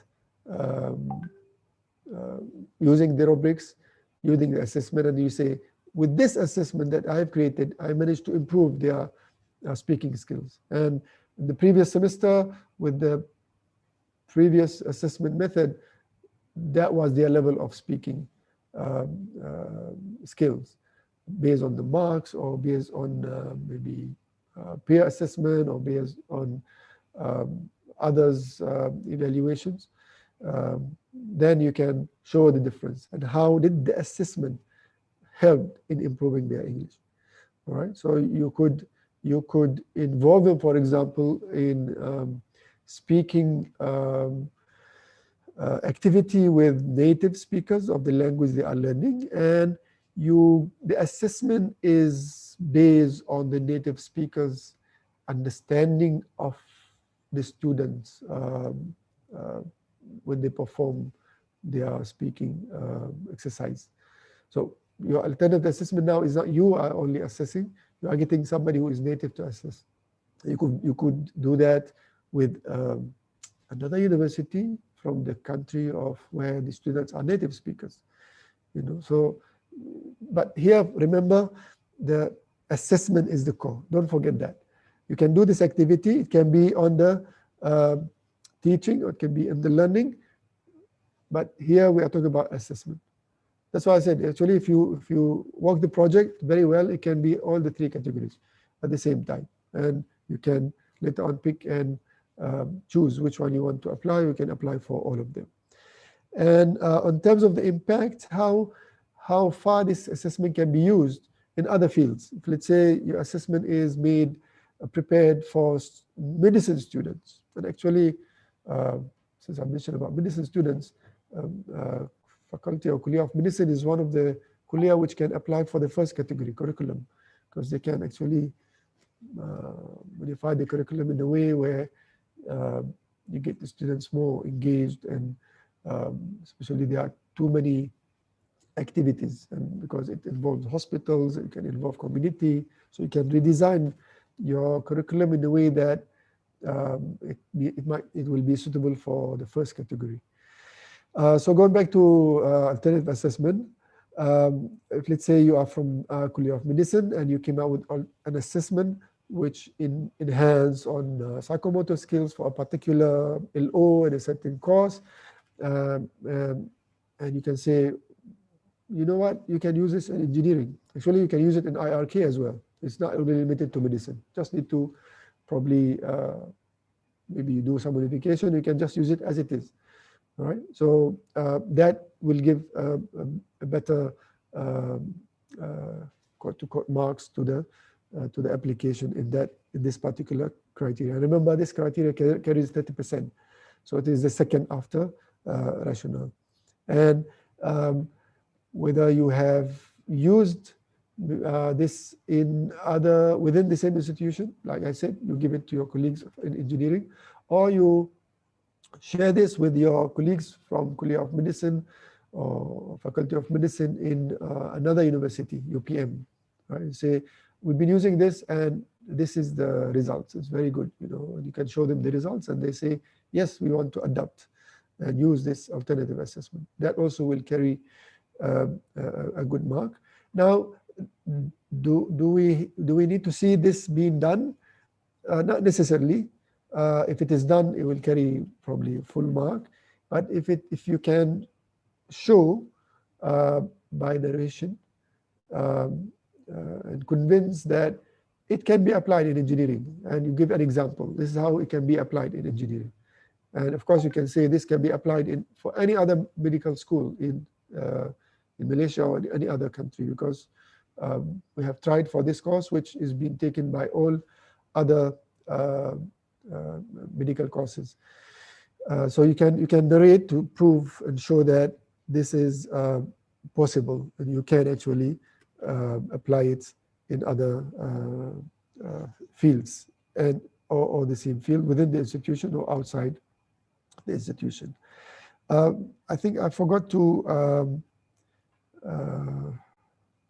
cover on the F2, which is on the proof of student engagement in the meaningful learning experience from the aspect of cognitive psychomotor. You can use logbooks, you can use videos or discussion or scripts.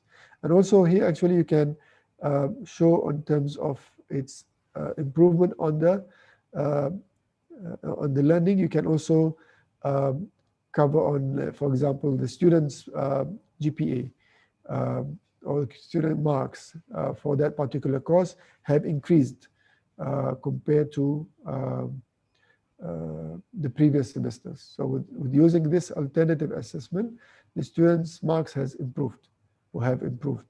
And that will also reflect on the impact of the alternative assessment. The impact on student learning, this is on how far can the alternative assessment project be beneficial. Here you can talk about cost savings, time savings, reuse, sustainability, stakeholder engagement. These are some of the areas where you can elaborate. Like one of the elements where Dr. Shahriza's project, although it was not under alternative assessment, was impactful, is that he managed to bring the lab into, or the field into, a small kit. So where you need to go for field visits, rent buses. If it is outside far, you might need to have some lodging for the students. And as he mentioned, you need to do maintenance for, even if the university provides the ponds and the fish. So there are a lot of costs incurred for maintenance. So he managed to squeeze all this into a kit, and he managed to save a lot on this, on the cost where he might need to run the project. So this is just an example of how the project can reduce on or do some saving on costing.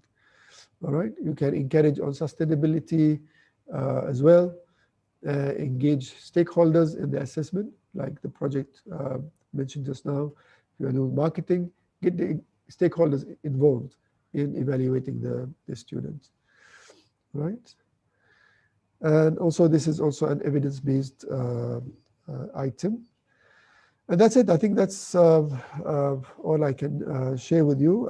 It's being the last speaker actually saves a lot of time to talk about many of the issues with applications, because it has been covered by all the other speakers. So I think in order to save time, everyone, I did not address these issues.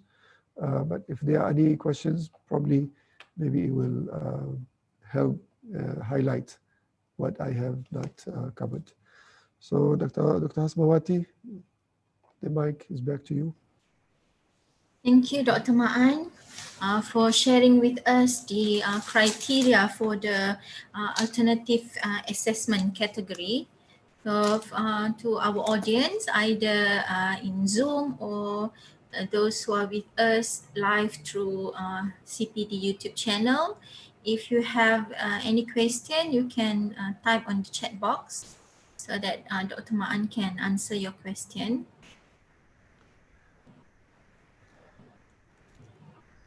Well, one of the challenges of this criteria, while waiting for questions, if there's any, number one, not many are working on assessment. We do receive applications. I cannot really recall the number of applications. Sorry.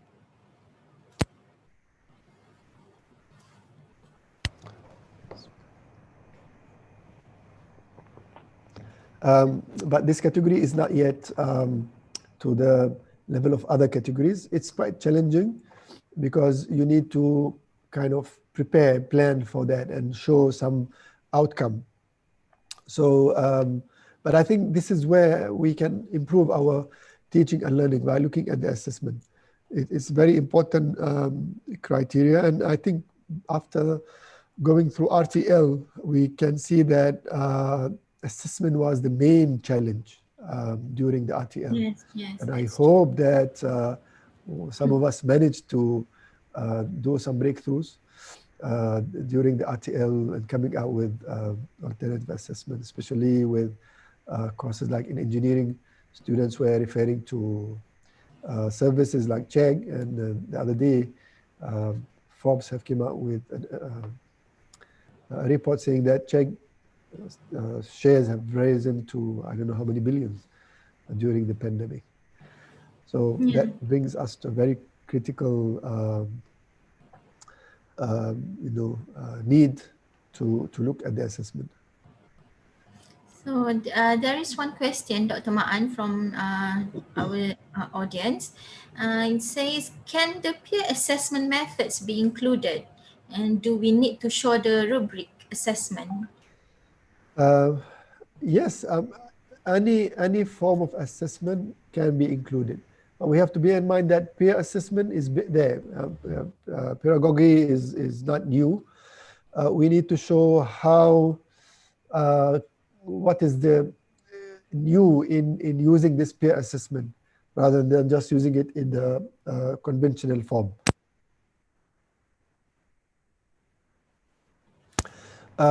So like the example I've shown before, any of them can be like project-based or problem-based can also be used.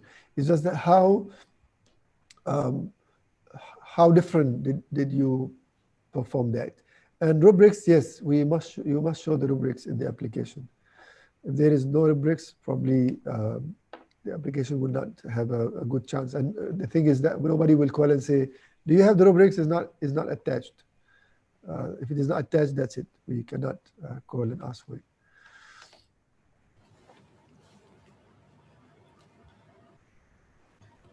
So we don't have any more question from YouTube.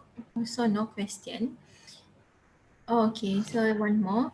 Is it okay if this new assessment addresses two domains, for example, psychomotor and affective at the same time? Yes, I mentioned this before. Yes, we can. It's just that you can have two applications, one this year and one next year. I'm not sure if you win, you cannot apply again unless you get any of your colleagues to apply. You can even cover 3 domains. It's just that there will be heavy on the evidences, right? Again, if the learning outcome, usually we try to make the learning outcome related to one learning domain rather than 2 or 3. Because also for us, when we put the learning outcome, if we have too many domains for one learning outcome, it will be cumbersome on the assessment for that particular learning outcome.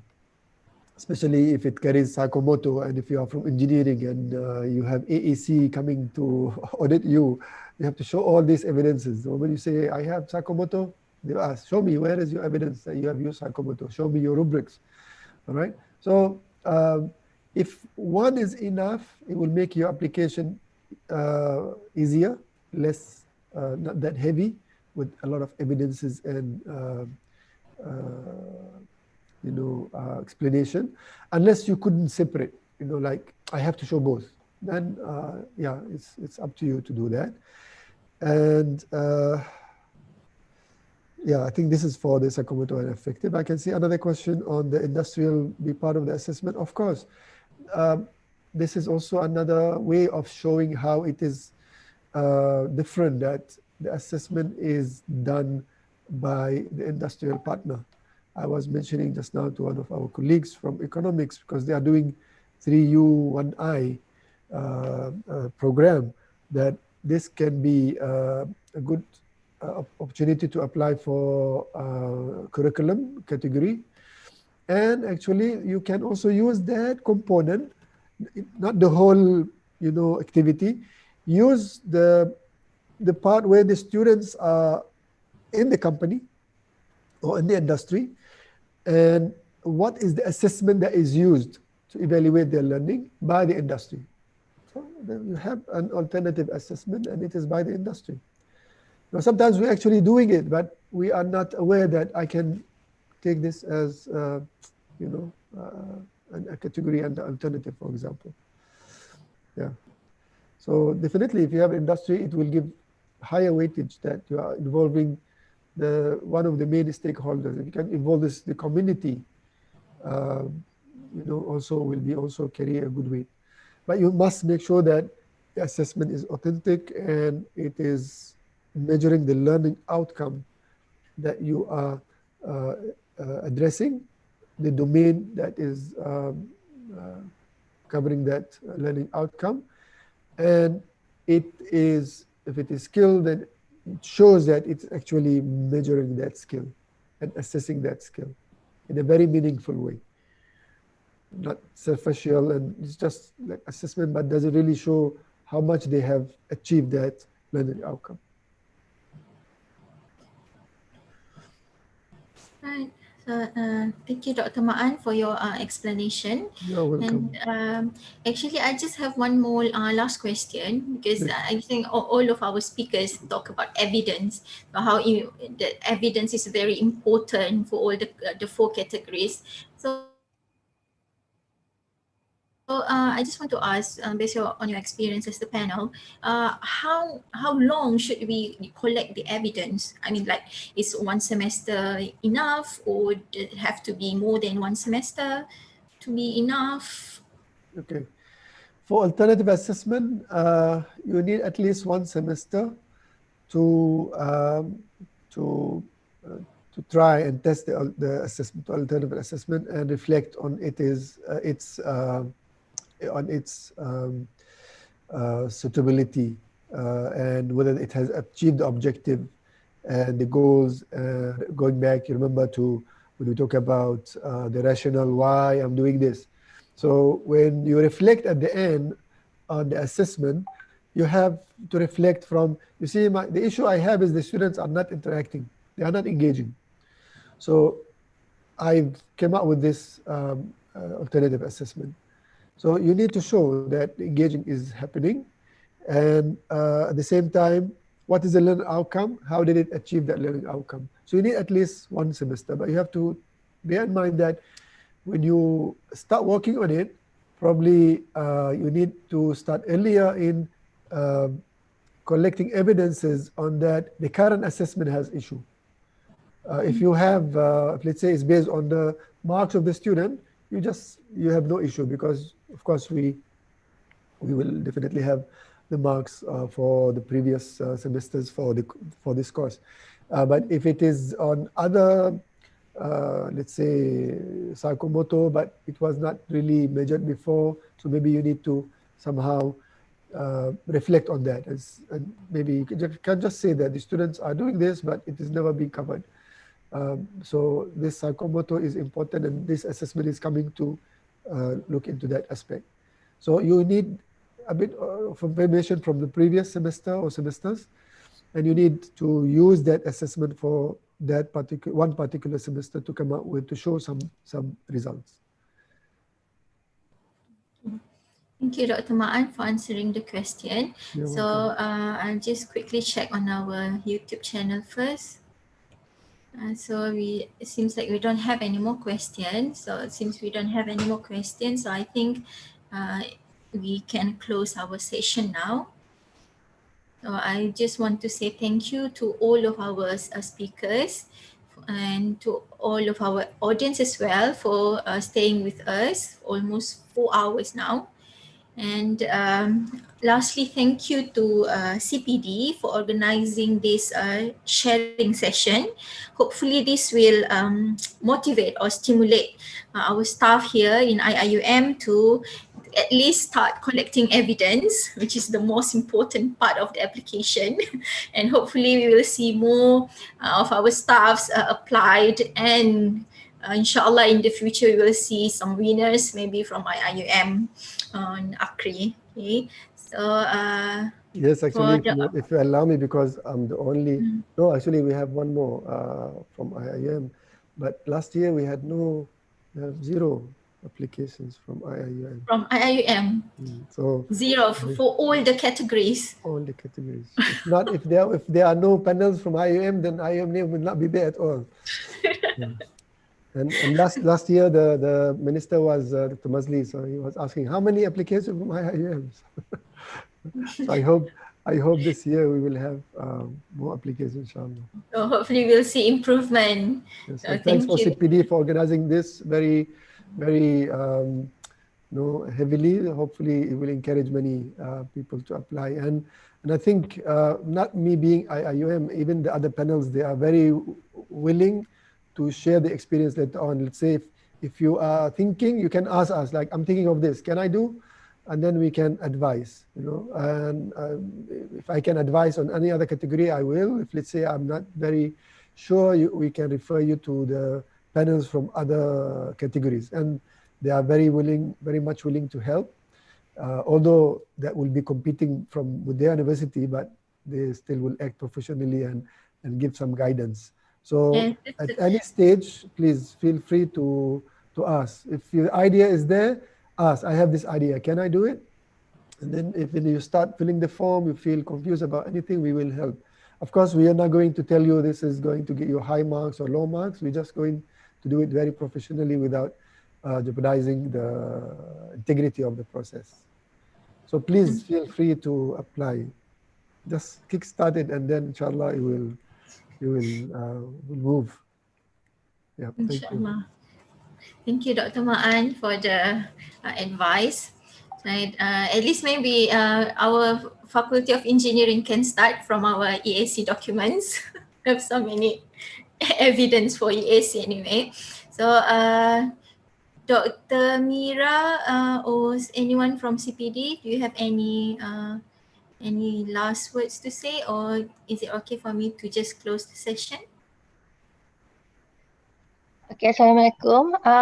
Thank you very much to all speakers and participants. And we are from CPD. We will try to improve and supply lots of sharing sessions, inshallah, in the future.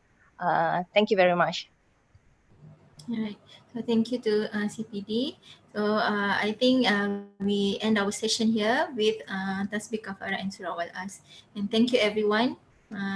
Hope to see everyone again inshallah in another session. Assalamualaikum warahmatullahi taala wabarakatuh.